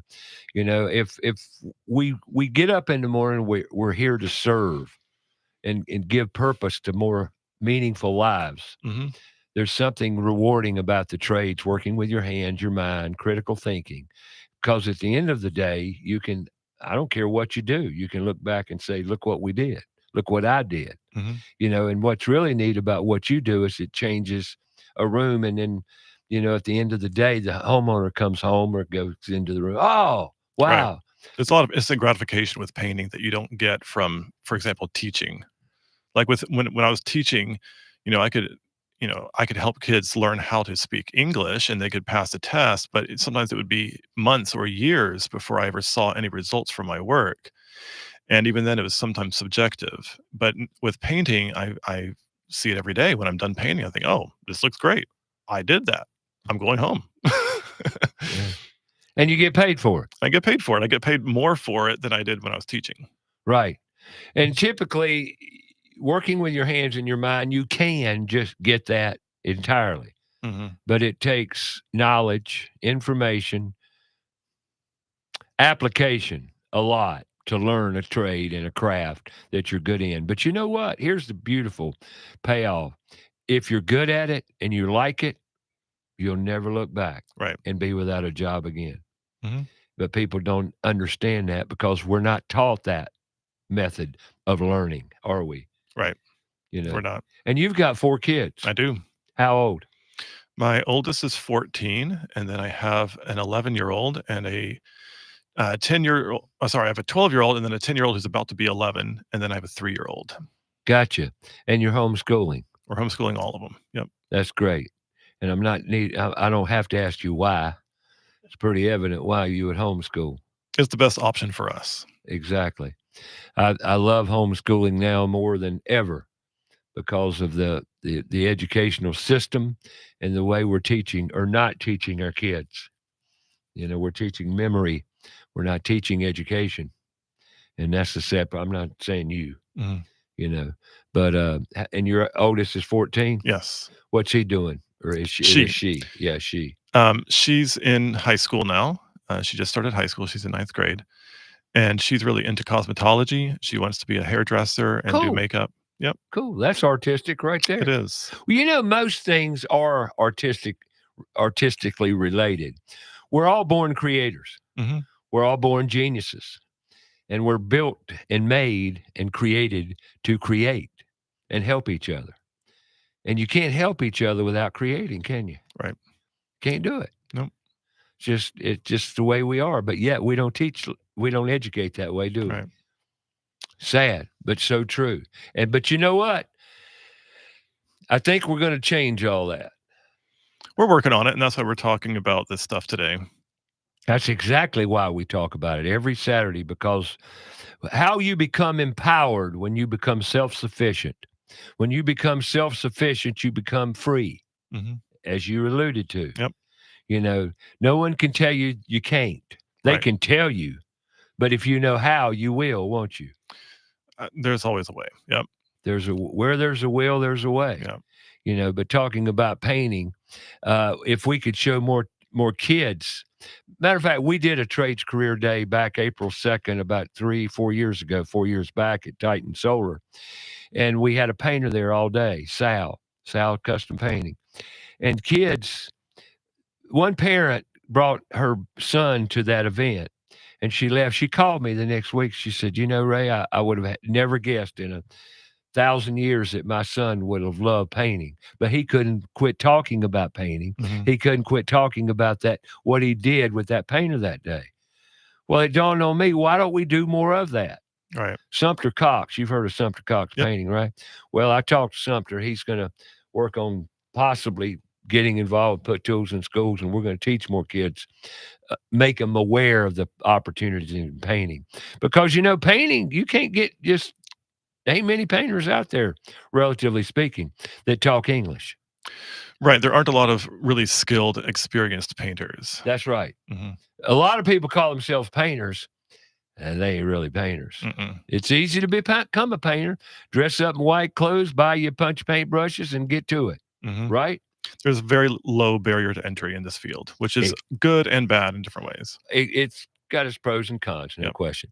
All right, we're talking to Kevin Frye, Frye Custom Painting. Hour number 3 coming up. We're going to take a top of the hour break here. We'll be back with more custom painting intel back here.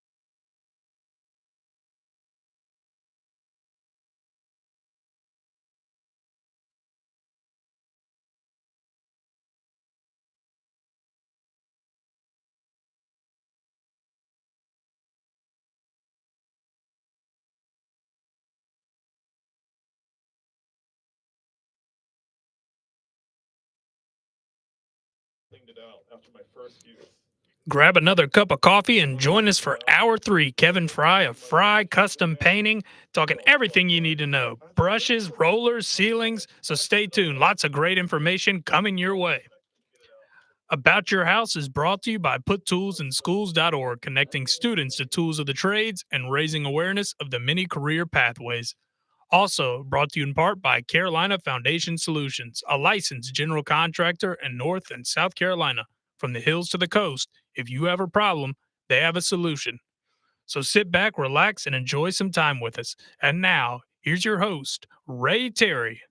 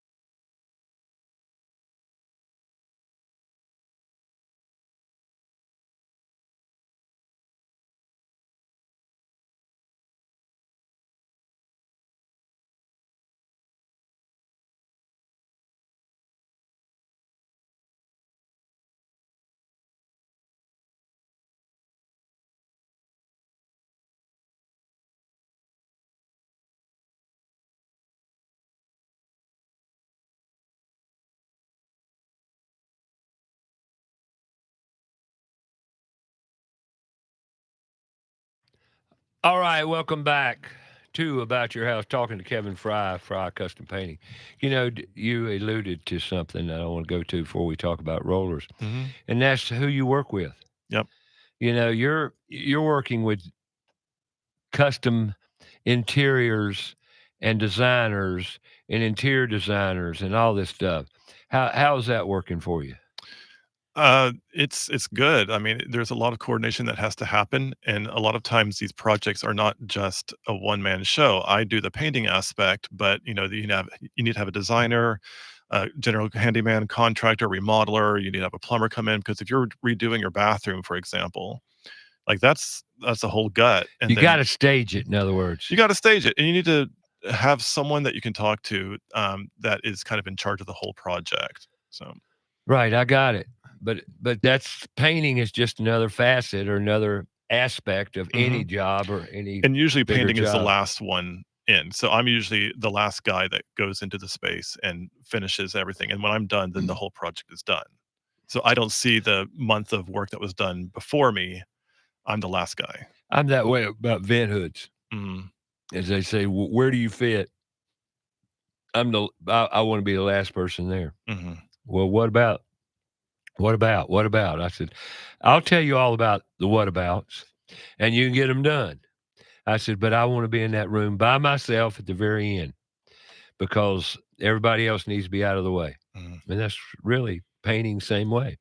Yeah, I just did a job a few weeks ago where we were doing a home theater, and I was painting everything black in the room, which is fine. But the sound system guys had to come in and switch some things out, and so they were there while I was there, and neither of us could get anything done. So I actually just ended up leaving early because it was pointless. You brought up a point again, that we need to emphasize here. You know, remodeling. First of all, TV's terrible. Don't believe a thing you see on TV, because it's entertainment. And that's what it is. And I'm speaking of HGTV and all those TV shows you see about home improvement. Do not stack your trades tight. No. It won't work. Especially painters. I'm sorry, but I need a room to myself. Of course. Because paint goes everywhere. Especially if I'm painting a ceiling, then I'm over the entire room. That's your room. Yeah. Just like a kitchen. When I go into a kitchen and a vent hood, I want the kitchen to myself. They said, why? You're just working over there. No, I'm not. I'm going to put a quilt over the island. I'm going to put hardwood on the floor, and I'm going to take up over half of that room with my stuff. And nobody else is in the room, or I'm gone. It's that simple. Right. You mean you can't work? Let me repeat. Read my lips. I'm by myself. Have you guys had instances where this has happened? Where oh God, oh yeah, more times than I can count. Especially for painting, it seems like it would be common sense to not have anybody else in the room. But I mean, I guess not. No, for people. And he says, "Well, the ceramic tile guy's going to be there." You explain to me how that's going to work. You want to explain to me how you're putting the backsplash up and I'm putting the vent hood up, and you're in the same place at the same time. Yeah, we're in the same room. No, you're not thinking, folks. I don't mean to be haughty and rude here, but that ain't the way to do it. Right, you're tripping all over each other. You're getting your tools mixed up with each other, and it's just a mess. Electricians should not be in the room with the plumber.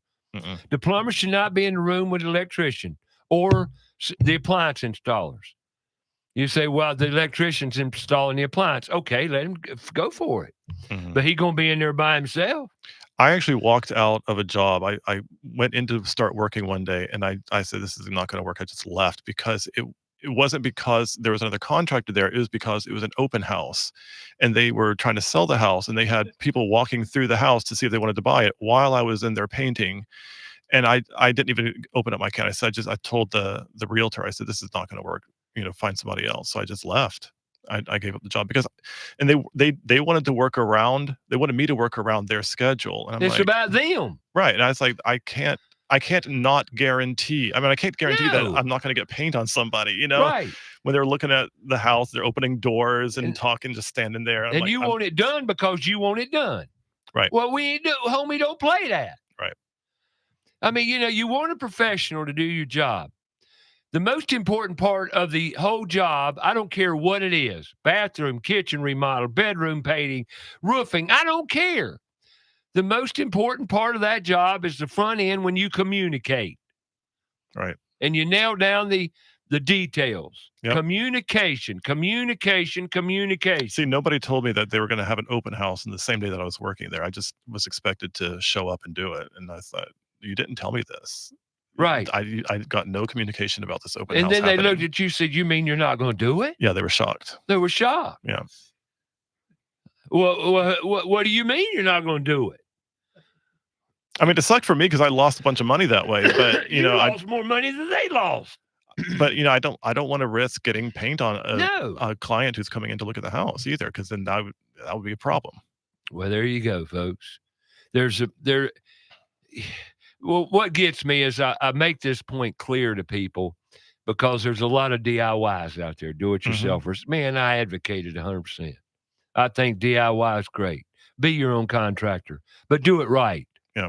And if you don't know what you're doing, let a contractor that has the experience and knowledge to help you, consult with you, to help guide you through that process, because you apparently don't know what in the heck you're doing. Mm-hmm. And I'm not trying to be critical, but you watch YouTube and all the videos. Well, how's that working for you? Not too good. Just don't stack them. I'm telling you, it's just headaches. And then if you stack them too tight, they make more mistakes. More mistakes are made. If you've got an electrician in there as detailed as all things are this day and time with lights and Bluetooth and all the I can't even think of the word. With all the details you got involved, it's best to work with the electrician this day. Yeah.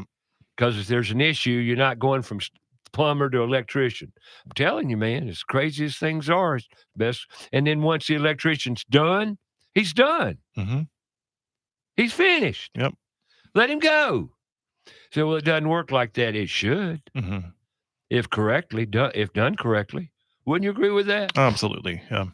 I mean, you've been working around this your whole life, haven't you? Roughly, yeah. I'm telling you, there's a method to the madness. And if you need help, you can call me, 704-712-4644. I'll be glad to talk you through it. And I do that. I'll be glad to help anybody. I want you to live a happy, stress-free life. And I want your job to go peachy keen where every day is a good day. You're smiling. But jobs don't turn out that way. Matter of fact, I talked to a group of gentlemen that over at the West Boulevard Ministry said, every time I do a job, I go to the box stores at least 3 to 5 times. Why? Why would you do that? I can tell you why. You don't know what you're doing. Anytime you go to the box store 3 to 5 times for a task, you don't know what you're doing. That's okay. Mm-hmm. It's okay not to know because you're learning a lot. Right. If you tell me you went to the store 3 times, I said, you learned a lot that day. I hope. Either that or the person at the big box store that told you what to get wrong. Mm-hmm. Happens all the time. That's why I never send a homeowner to a box store. Oh, no. Never. I'll go get it for you, Ray. No, you won't either. No. I send people to the box store, they come back, they don't have the right thing. Well, what good did that do me? Wasted your time, my time, and now I got to go back and get the right thing. Well, it's also kind of a nice courteous service that you can offer too. It's like don't trouble yourself. I'll go take care of it. Oh yeah, get it done a whole lot faster. I don't want homeowners to get what I need. Right. Matter of fact, they asked me, "Do I need to get this or that?" I said, "No, you don't. You get the appliance." Yeah. And typically, I'll recommend the appliance. I'm always surprised when homeowners ask me, "Oh, do I need to buy you some paintbrushes and rollers?" I'm like, I'm a professional painter, right? Like they don't know. See, just that question alone proves the point. I have these tools in my truck. I use them every single day. I don't expect every homeowner to buy new brushes every time I walk in a place. To that, I have to tell you a little story about that. This is the stupid we keep referring to, right? This is. I think people are just really ignorant and they don't. Okay, ignorance. Yeah. Okay, this is the ignorance I'm speaking of. I go to a house, multi-million-dollar house. On the Lake Norman, right? Beautiful home, Mm-hmm. brand new, spick and spanking, brand new. But they got to replace the vent hood because there's a computer board or something they can't get or whatever. So I got to take that one down and put a new one up. I walk in the door. The gentleman's from India, he says, call me Raj. I said, okay, Raj, how you doing? He said, doing good. He said, do you need a ladder? Yeah, I get looked that a at him, lot. says, no. Do you need a drill? No. Why? What's this about? Well, Ray, you're the 22nd person that's been in this house. I'm sorry, what? Yeah. The 22nd person? He said, yeah, you're the 22nd person that's come looked at that hood to take it down and replace it. Mm-hmm. And none of them came prepared. None of them came prepared. Yep. None of them came with anything. I said, I tell you what, I came here to put your hood up. Right. I've got all my tools, all my equipment, everything I need. I promise you, by the end of the day, your van hood will be put up. I can't guarantee you it will work because I don't know what the electrician did topside. So I have a friend who lives up in near Boone, and he just got an exterior surface painted, and he was asking me for information and help along the way because he doesn't know what he's doing, hiring somebody to come do it. I would have done it, but I'm too far away. But he's asking me like, well, my painter wanted me to buy him this painting kit before he started the job. And I thought, what? Like, your professional painter doesn't have the tools to do the job that he says he does, and he expecting you to buy a kit? That's a dead giveaway. Like, run. Don't hire this guy. Run from him. Right. He's ripping you off, and he did. So yeah, if a guy shows up. Now, there are times where I failed to put something on my truck. Mm-hmm. Sometimes. Of course. But I had to run back home and grab something that I forgot. Like a shop vac. If I go to a counter and I got to cut it and I didn't realize I had to cut it, well, I'm not going to have my shop vac. Right. So I said, do you have one? Then I go clean it because people don't maintain their vacuum cleaners. And you turn a vacuum cleaner on, it sprays dust everywhere. Oh, that'll ruin your day. But anyway, that's an example. Yeah. But there are times where I may leave something mistake because I didn't know anybody. I didn't know. And I've said this before, and you'll agree with me 100%. The most important part of my job, being a professional in what I do, is being prepared when I get to the site. That saves me a lot of time. Because if I'm prepared, I don't have to leave your house. I can do your task. And at the end of the day, I'm out of your hair. Right. If the client is hiring somebody and the professional or contractor expects the client to make him prepared, then he's not worth hiring. He sure isn't. There are exceptions, but there should be few and far between. Right. I want to give everybody a benefit of the doubt because stuff happens. Yeah, I mean, of course there are accidents and we forget things once in a while, but if the professional or if the contractor up front is depending on the client to buy him his preparedness, his tools, his equipment, whatever, that he should already have in his truck, that's not the kind of person you want to be hiring. I agree 100%. No doubt in the world. Being prepared is a sign of true professional. Right.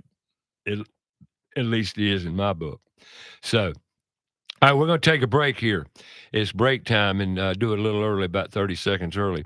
And we're going to come back and, we're going to talk about rollers. I really am talking about it. Like rollers are a major topic. We'll get to it. But rollers are important, huh? And we're going to talk about texture sealing, popcorn ceilings. Yep. Yuck. How much we hate them and why. What's first, rollers or texture? I don't know. Come back and see. We'll tell you when we get there. I vote for rollers. We'll talk rollers first. Rollers, squeaky rollers. If you got a squeaky roller, what's that mean? Nothing. We'll be back to talk about it right here on About Your House.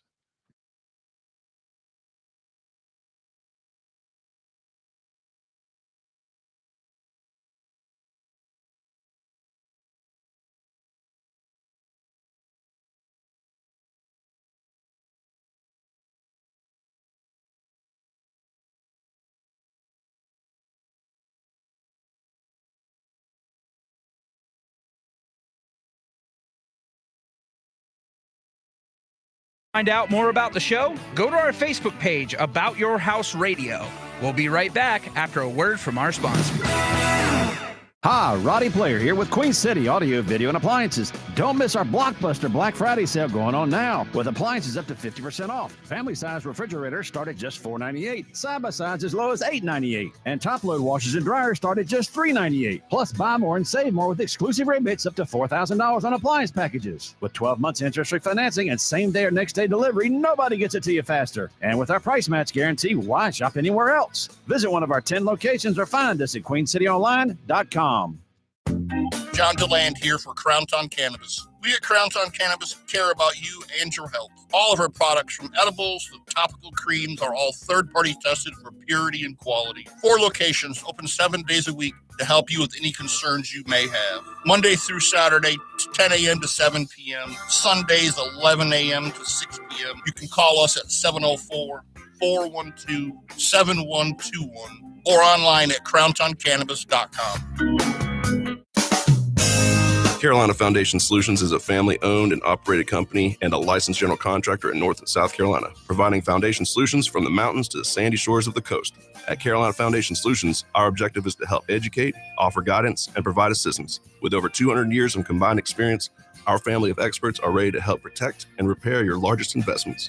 If you have a problem, we have a solution. Call 877-883-4626 or online, carolinafoundationsolutions.com. The professionals at Kilo Exterminating Company have over 70 years of experience in pest control. Throughout the years, they always pride themselves on maintaining the highest standard of quality and customer service, with every technician being state certified. And moisture readings are standard with every inspection. Their top priority is ensuring your home is free from pests such as ants, mosquitoes, termites, and any other pests wreaking havoc on your home. That's Kilo Exterminating at 704-333-9855 or online, kilo.biz. That's 704-333-9855. Have a comment or question for the show? Call us 704-227-8986. That's 704-227-8986. Now, back to the show.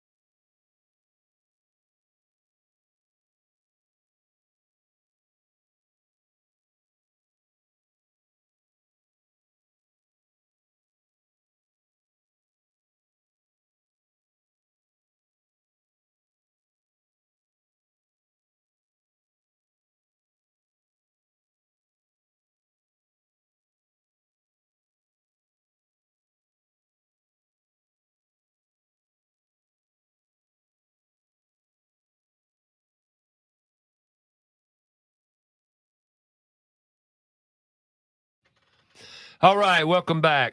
Talking painting today with Mr. Kevin Frye.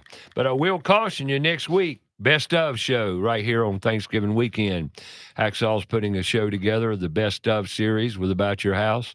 So we will not be in studio next week. It will be a Best Of recorded show. So just a little heads up. Talking to Kevin Frye today about painting, all facts painting. Not all. I think we covered a lot of them. But we're going to talk about rollers. Yes. you typically do not brush a wall. Right. It's very rare. I have, and I've known other painters who have brushed walls before, but it's for a specific purpose, for a specific effect they're going for, because those clients wanted to see the brush marks, but it's more like a pattern that they're making. Right. So it's very, very rare that you brush a wall. Right. So you use a roller. Right. Now, what kind of roller? You got any I love a microfiber roller. It's like carpeting. It's soft. It leaves a beautiful finish, regardless of the kind of paint you're using. And I like the 3/8 inch thickness for most surfaces. The only time I ever use a 1/2 inch or 3/4 inch is when I'm using painting a textured, like a brick wall or something, or a fireplace. textured ceiling. I go with a thin roller on a popcorn ceiling. You do? I do, because I have learned that when I've used a thicker nap, that the nap is how thick the fibers are on the roller, for those of you who don't know. When I use a thicker nap on a popcorn ceiling, it tends to grab the popcorn and pull it off the ceiling more. Well, I got to trick. Well, let's stop here and talk a little bit about painting a textured ceiling. Okay. Because rollers are very important. Now, you use a thin roller. I use a thin roller for a texture. Well, I use a 1/2, and I'll tell you why. But I go in one direction only. Mm-hmm. I'll load my roller, and by the way, if you're loading a roller, there's a trick to loading a roller. Yeah. And you don't see how much paint you can put on it. You see how much paint you can put on it before it might drip. Right. You never submerge the roller in the paint. Well, you can submerge as long as you roll it back off on a grate. Then that's just an extra step you have to do. Well, that's true. Mm-hmm. That's true. I get it. I hear you loud and clear, but painting a textured popcorn ceiling, first of all, if you paint a textured or popcorn ceiling, you need to know if it's been painted before. Yeah. Because if it's been painted before, it more than likely will not remove the texture rolling it. Correct. Or painting it. Yeah. It's adhered to the ceiling well. But if you get an original textured ceiling, if you put a paint roller on there and go in one direction, you have literally put a water in that texture. Yep. If you go back over that same track you just made, more than likely you're going to pull texture off the ceiling. Right. You have to be very careful when you're painting an unpainted textured ceiling. I did a video about this on YouTube video on About Your House's page, I think, YouTube channel, on how to paint a textured ceiling. I use a 1/2, you use a 3/8 inch. 3/8. Mm-hmm. And either or, really, but I just prefer a 1/2. There's not a big difference. But I go in one direction and that's it. And I stop. I do not go back over that track. Right. Because if you do, you're going to pull the texture off that ceiling. Yep. Guaranteed. And it'll mess your day up real quick. Oh, yeah. It'll mess you. It'll make a decent job turn real sour real quickly. So texture ceilings. Now, do you ever repair texture ceilings? I have before, only when I have had to, because the client didn't want to have it scraped. Right. And then it started falling off, or it was already maybe damaged before I even got there, and they just wanted to patch the hole and then have me paint it all. But yeah, I have done it before. It never turns out quite like it should, like it's supposed to look. Well, I happen to have a hopper gun. Okay. Oh, okay, that's nice. I've got a hopper. I had it for many, many, many, many years. I've textured a lot of ceilings in my life. I've textured houses because that's what, back in the day when it was real popular, people wanted me to texture their ceiling. Mm-hmm. That's when I didn't know any better. Mm-hmm. But now I wouldn't do that. You couldn't pay me to texture ceiling. Mm-hmm. But I can sure patch them. And I can honestly blend them in pretty darn close. That's good. I just did one last month to where, you can hardly tell it was done. Mm-hmm. But there's an art, and you can't, those spray cans, you know what I'm talking about? The little spray cans, they're lousy. Yeah, I hate those. They're terrible. They do an inadequate job. So to patch a textured ceiling or a popcorn ceiling requires expertise and experience. Yeah. So if you get a rookie in there, they don't know what they're doing. They're going to foul it up. Mm-hmm. But anyway, back to the painting of textured ceilings, what we just talked about, rollers. Now, textured ceilings are hard to paint if they've never been painted, but if they've been painted, and there's a way to tell. If you take a broad knife, a putty knife, a scraper, whatever you want to call it, and you try to scrape it off, if it scrapes off relatively easy, it's never been painted. Right. But if it's a challenge to scrape off, and I'm not talking about a big area, don't try that. Try a corner or something. Yeah. And you can tell. But if she comes right off, it can be a nightmare to paint. Yeah. Directional only. Isn't that what your experience? Yeah, absolutely. So now how do you take off a textured ceiling since we're here? You wet it. You wet the textured ceiling, take a 10-inch broad knife, I do, and a box. I prefer a box. I don't like letting it fall straight down. I take the majority, hold the box under it, and I'll scrape the texture off into the box as much as possible. Have you ever taken texture off ceiling? I have many times. I don't like doing it. I do. I hate it. It is a service that I offer, but I don't really advertise it. But sometimes it has to be done if they want the ceiling to be painted. I consider that all to be part of the prep work that's involved. Right. But the way I do it is I just put plastic down over the entire room. Sure. I make a huge freaking mess. I get you. And then I wrap it all up and I throw it all away when I'm done. Usually I can do a whole room in a day. If it's a large room, it maybe takes 2 days. But I just let it fall to the floor. Let me ask you your methodology. Let's compare notes here. I take the texture off, all the texture off at one time. One time. Then I prime it. Then I do my drywall repair. Because the reason they texture ceilings is it's a savings to the contractor. It's kind of a step saver. You don't have to put 3 coats on the drywall. You can texture right over it, and you don't have to paint the ceiling. Well, there's another reason. It's for acoustics. Because the texture on the ceiling provides better acoustics and it reduces echo in the room. And I've actually been hired before to remove the popcorn of an entire bottom floor of a house. And after I did the hallway and dining room, I came back the next day to do the living room, and they said, you know what, we can hear an echo in the room now, and we don't want you to do it anymore. So let's move on. Really? Right. So I've never heard that. They actually, they canceled the project of taking all the popcorn off because of the acoustics. Yeah. But I always tell people, if you have good curtains in your house, I was going to say, if you have a carpet, if you have good furniture or whatever, then you don't really need an acoustic ceiling. You don't need a textured ceiling. I hate textured ceiling. It's okay to scrape it. Just make sure you dampen the acoustics in other ways. Okay, back to the painting, though. We've removed all the texture. I prime it. Yep. Then I do the drywall repair because you're going to have drywall repair on the texture ceiling. Right. And then once you get that done and you get it smooth and looking good, then you can put another primer coat. Yep. And the reason you put a primer coat after the textures, you wanted to bond the ceiling. Yeah. Bond it, prime it, make sure everything's where it needs to be. And painting it's going to give you that. Right. And then you want to repair it, then prime it again. Yep. And then you're ready to put the finish coat on it after you sand it and do it, whatever point up you might need to make. Yeah. Is that about right? Yeah.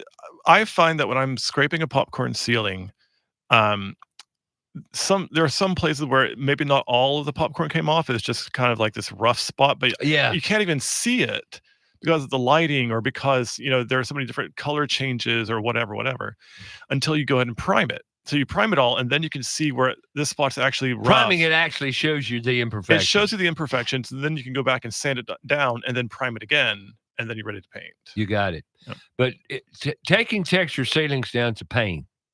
Oh, it's terrible. It's the messiest job, I think, in a house. It's awful. I can't think of one messier except taking drywall down or plaster down. Messiest job you got is demoing an old bathroom. That's the messiest job. Pretty bad. Yeah, that's yuck. But hey, you got to wear breathing and all protection and stuff. It gets pretty funky. But taking texture ceilings down, and you take when you remove texture ceiling, you're tracking it wherever you go to. Oh yeah. And you can't do anything about it. No. It's the messiest job. You have to put plastic everywhere, and then even after you clean up, And the plastic sticks to your feet. And it does. And it's a pain. The dust gets in the air, and then a week later, you have to hire a cleaning service to come in and dust everything. It's terrible. It's probably it's as bad as finishing hardwood floors. I've never done that, but I've heard. Well, I've done it, but the house got to be empty, of course. Yeah. Texture ceilings to me somewhat even messier than that. God, texture ceilings are terrible. Never liked them. Hate it. Matter of fact, I had a policy, and I've said this many times. If I remodeled your kitchen and it had a textured ceiling when we move in there, but when we leave, it won't be textured. Right. I take it down. Because if I got to put recessed cans and repair a ceiling and everything, I just soon rip the whole thing down. Not the drywall, take the texture off, do necessary repairs, and make that puppy look smooth. Mm-hmm. Homeowners are much more pleased with that. Much more. But all right. Anything else we need to talk about texture ceiling? Asbestos. If Well, your house was built before 1980, you need to have the popcorn tested for asbestos, and that's really easy. You can just go to Lowe's or Home Depot and get an asbestos testing kit. It takes about 2 weeks. I did it once. It cost me $40. And if it does have asbestos in it, then you need to hire an asbestos licensed contractor to deal with that. But that's what I do. Well, I'm going to share something by the EPA, one of the head dudes back when I was messing with asbestos. And he says, as long as you make it where it won't become dust, friable, you can remove it. So if you wet it correctly, you moisten it down good and get it up before it turns into dust, you'll be in good shape. But I would have it tested so you know. Yeah, test it just so you know. And I would put a humidifier in the room as well. To keep your humidity in the air, to minimize the dust. Yep. And inhalation. Right. So you don't inhale. Wear a mask. Yeah, absolutely. Wear a ventilator. Yeah. Absolutely. I couldn't agree more. So that's your asbestos issue. Anything else we need to talk about that? I think that's it. One more thing. Repairing a textured ceiling, you need to mask it off. Okay. You need to tin it off, that area to be repaired, because if you don't, you're going to have texture going everywhere. Yeah. And like spray painting. Oh, when it comes to painting, let me talk about this when it comes to painting and texture ceilings. When you're painting a wall and the ceiling is textured, usually it's not a smooth, straight line from the ceiling to the wall.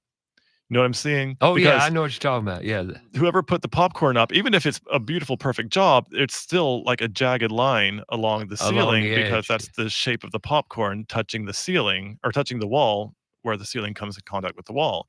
And so some people have asked me, hey, can you make that a straight line? I'm like, well, I'd have to take all the popcorn off your ceiling, but yeah, I can make it a straight line, but then we'd have to take all the popcorn off, because that's just the way it is. So if you have a popcorn ceiling and you're keeping the popcorn on and you want a straight line on the wall, that's asking for a miracle, and that's not going to happen. You have to actually take the popcorn off. It's in the corners where it's jagged, and that's just the way it is. It's just going to be a jagged edge. I can try to make it look as nice as I can, but it's going to be jagged. It's going to be uneven.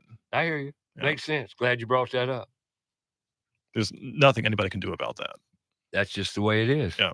I mean, look at it. It's that way when it's white. Now, if we got to cut another color into it, you're going to see. Right. It looks great when everything is white, but then when it's not white, it doesn't look so great. Yeah, that's great. Now, if you got crown mold up there to make the break, that's a difference. But I hear what you're saying totally. All right, now let's get back to rollers. Yeah.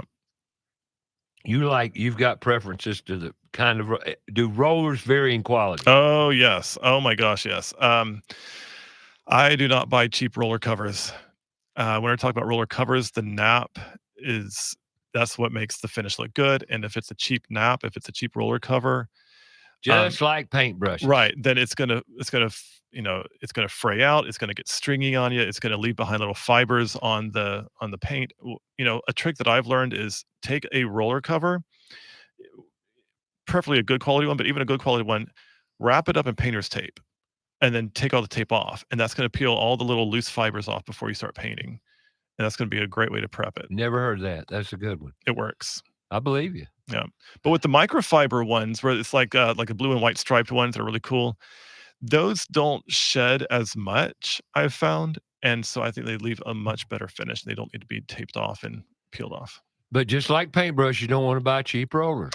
Right. You don't want to buy cheap rollers. Don't want to buy cheap roller frames, because the frames will, they'll rust easily. They'll be hard to put on and take the covers off. Or they're too easy to put the covers on and covers off. And they come off easily while you're painting, and that's not good. Or they shake. Like the metal bar that holds it on is thinner, it's smaller, and so it bends and it shakes and vibrates while you're painting, and then that leaves bumps and stuff in the paint.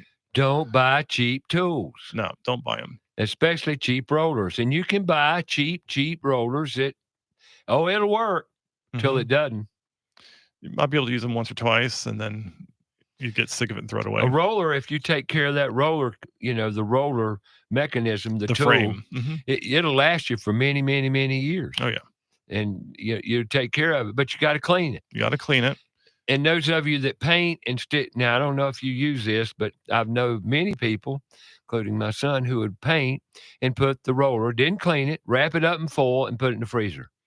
I've heard of people doing that. I don't do that. Why would you do that? It's supposed to maintain the freshness or maintain the if there's wet paint on it so it doesn't dry out inside the mechanism. But if you just wash it out properly, it should be fine. Now, if you wash your roller frames and it starts to rust over time, and there will be some buildup or rust or whatever in there, just spray a little WD-40 in there, and you have to shake it out so that you don't get WD-40 in the paint and let it dry. But exactly, put some lubricant in there, and it should be fine. Yep. And rollers, and they've got what, 9-inch?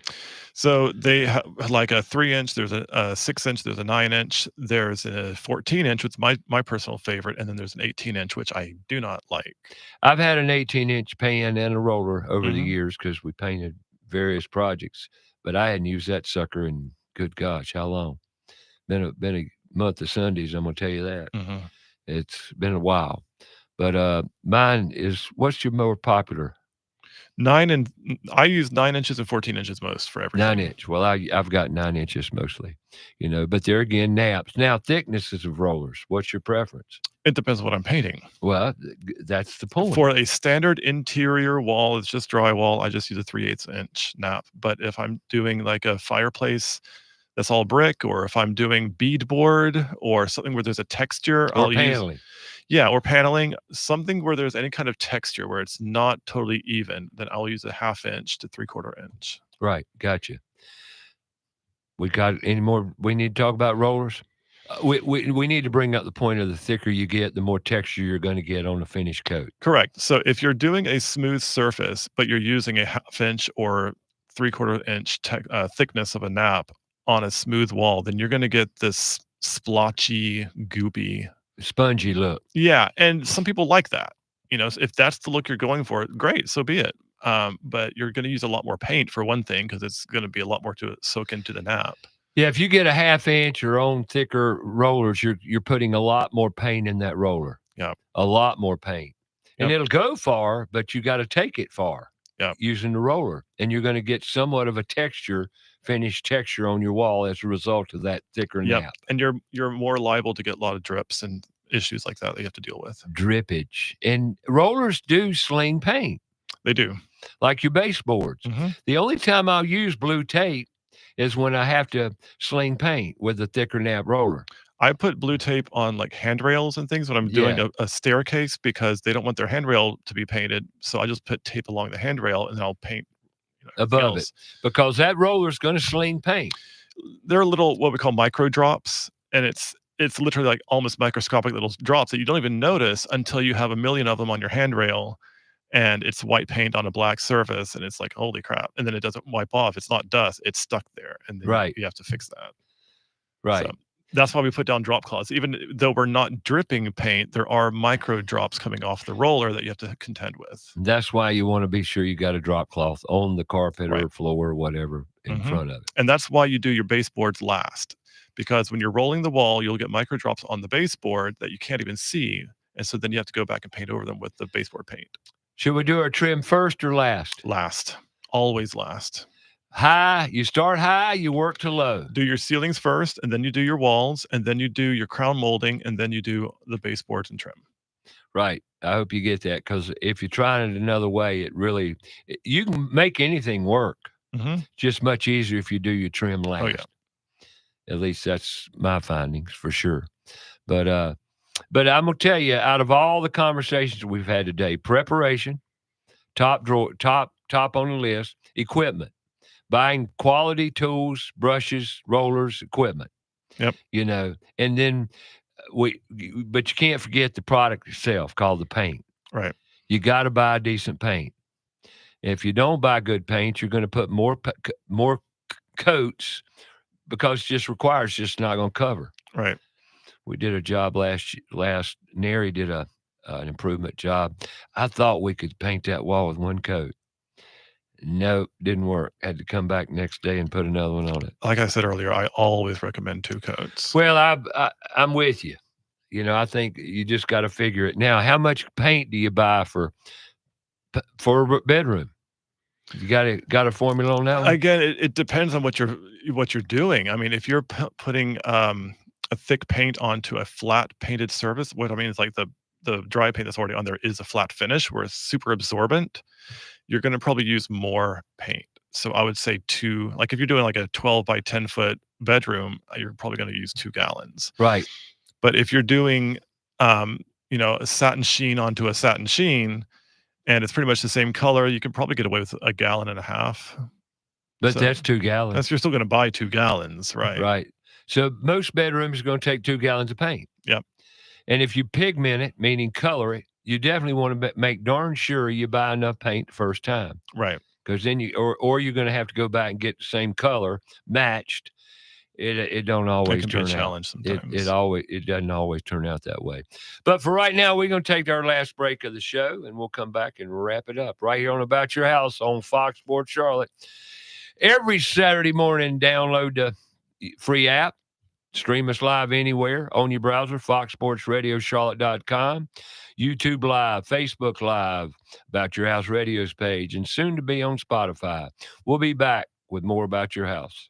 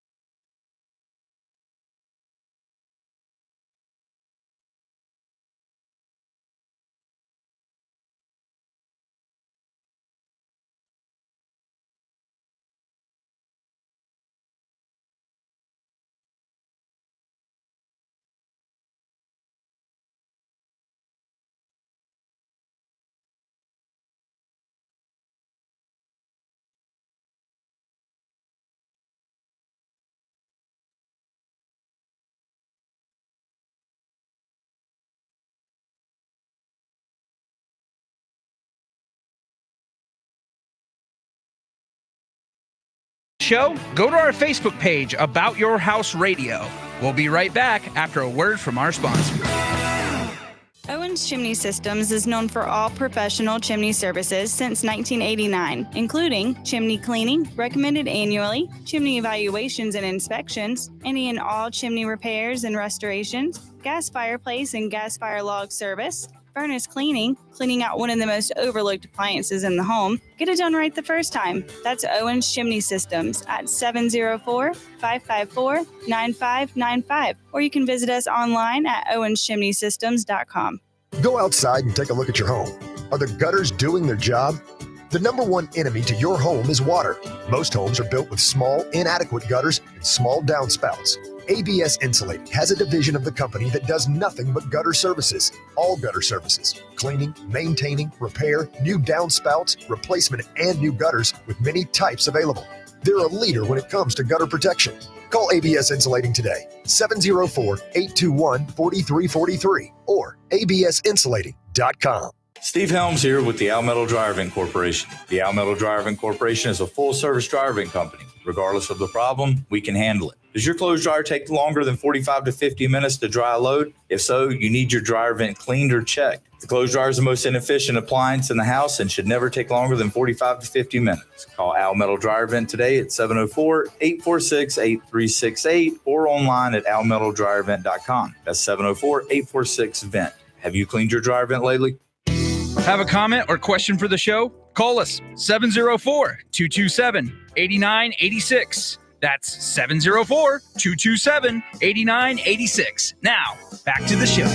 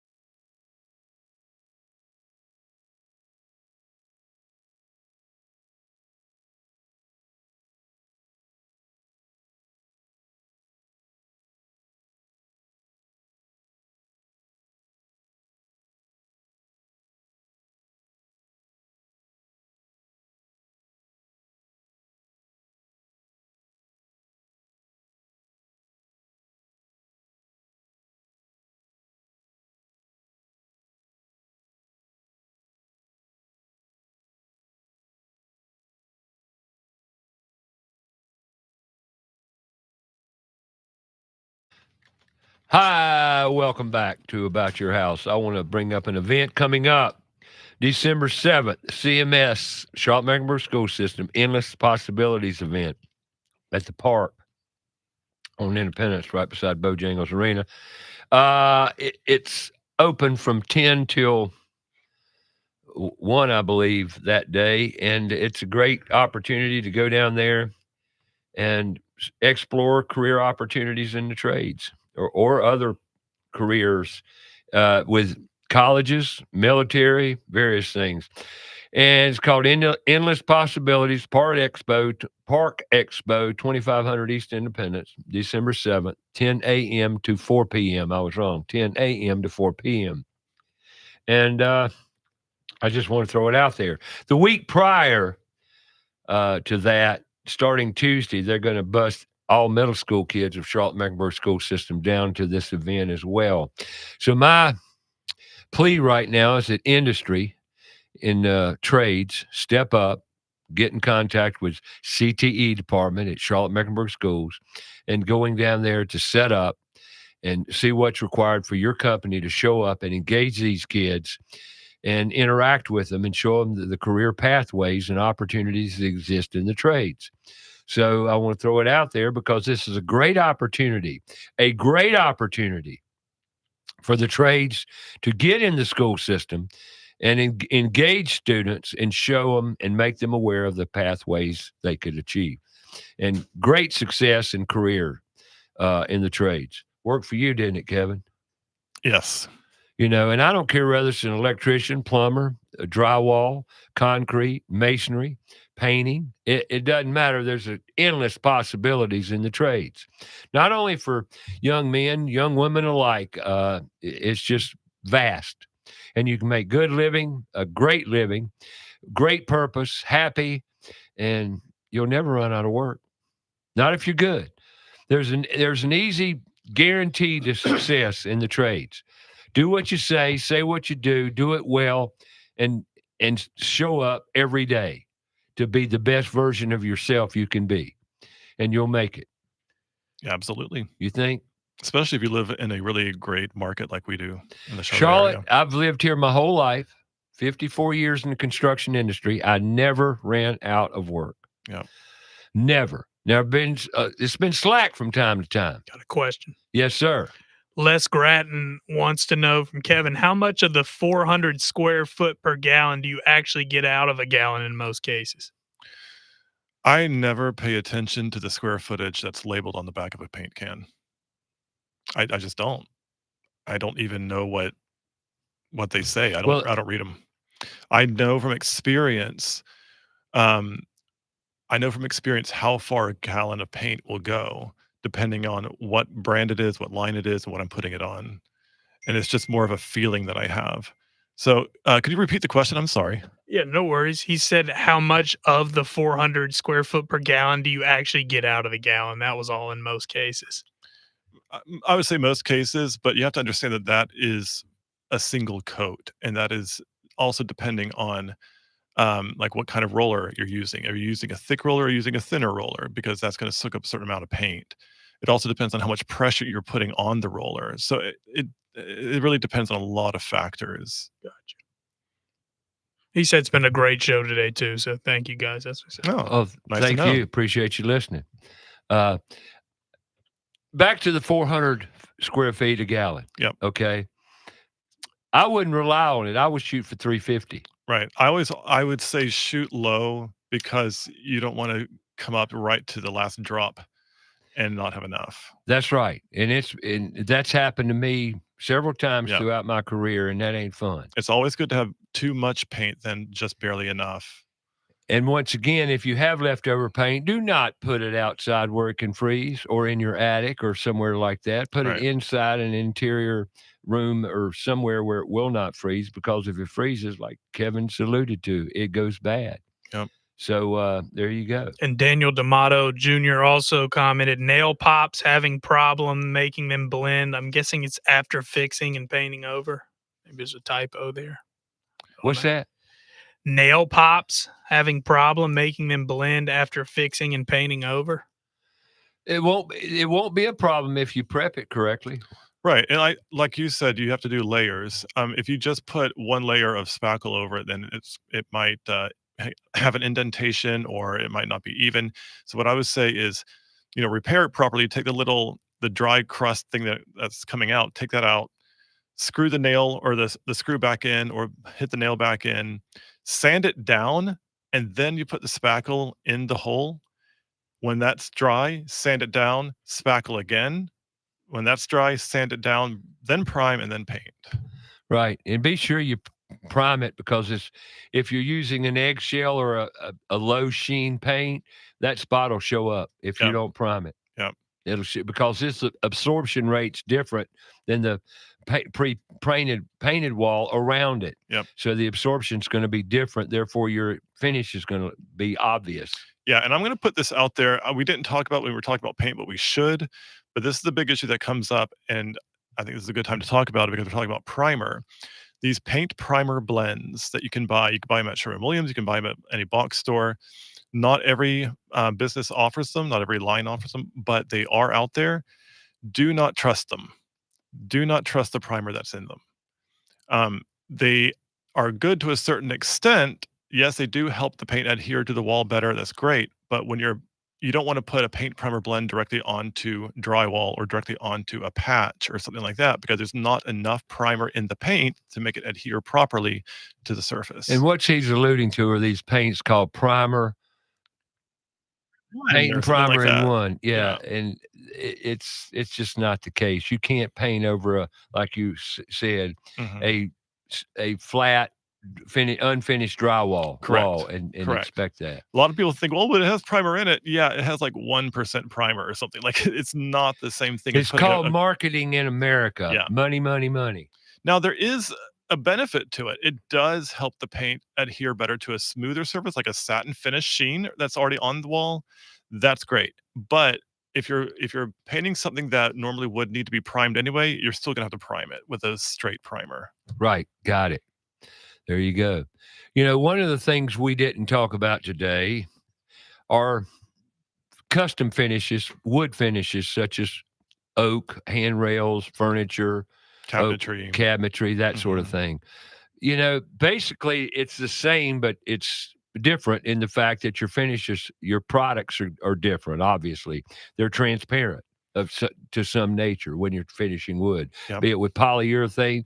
And nowadays they have the acrylic polys, which are good. They dry quick, and it's a good product. Yep. And it's really tough and durable. You can finish in one day what you can normally took you 2 to 3 days to do because of drying times. Yep.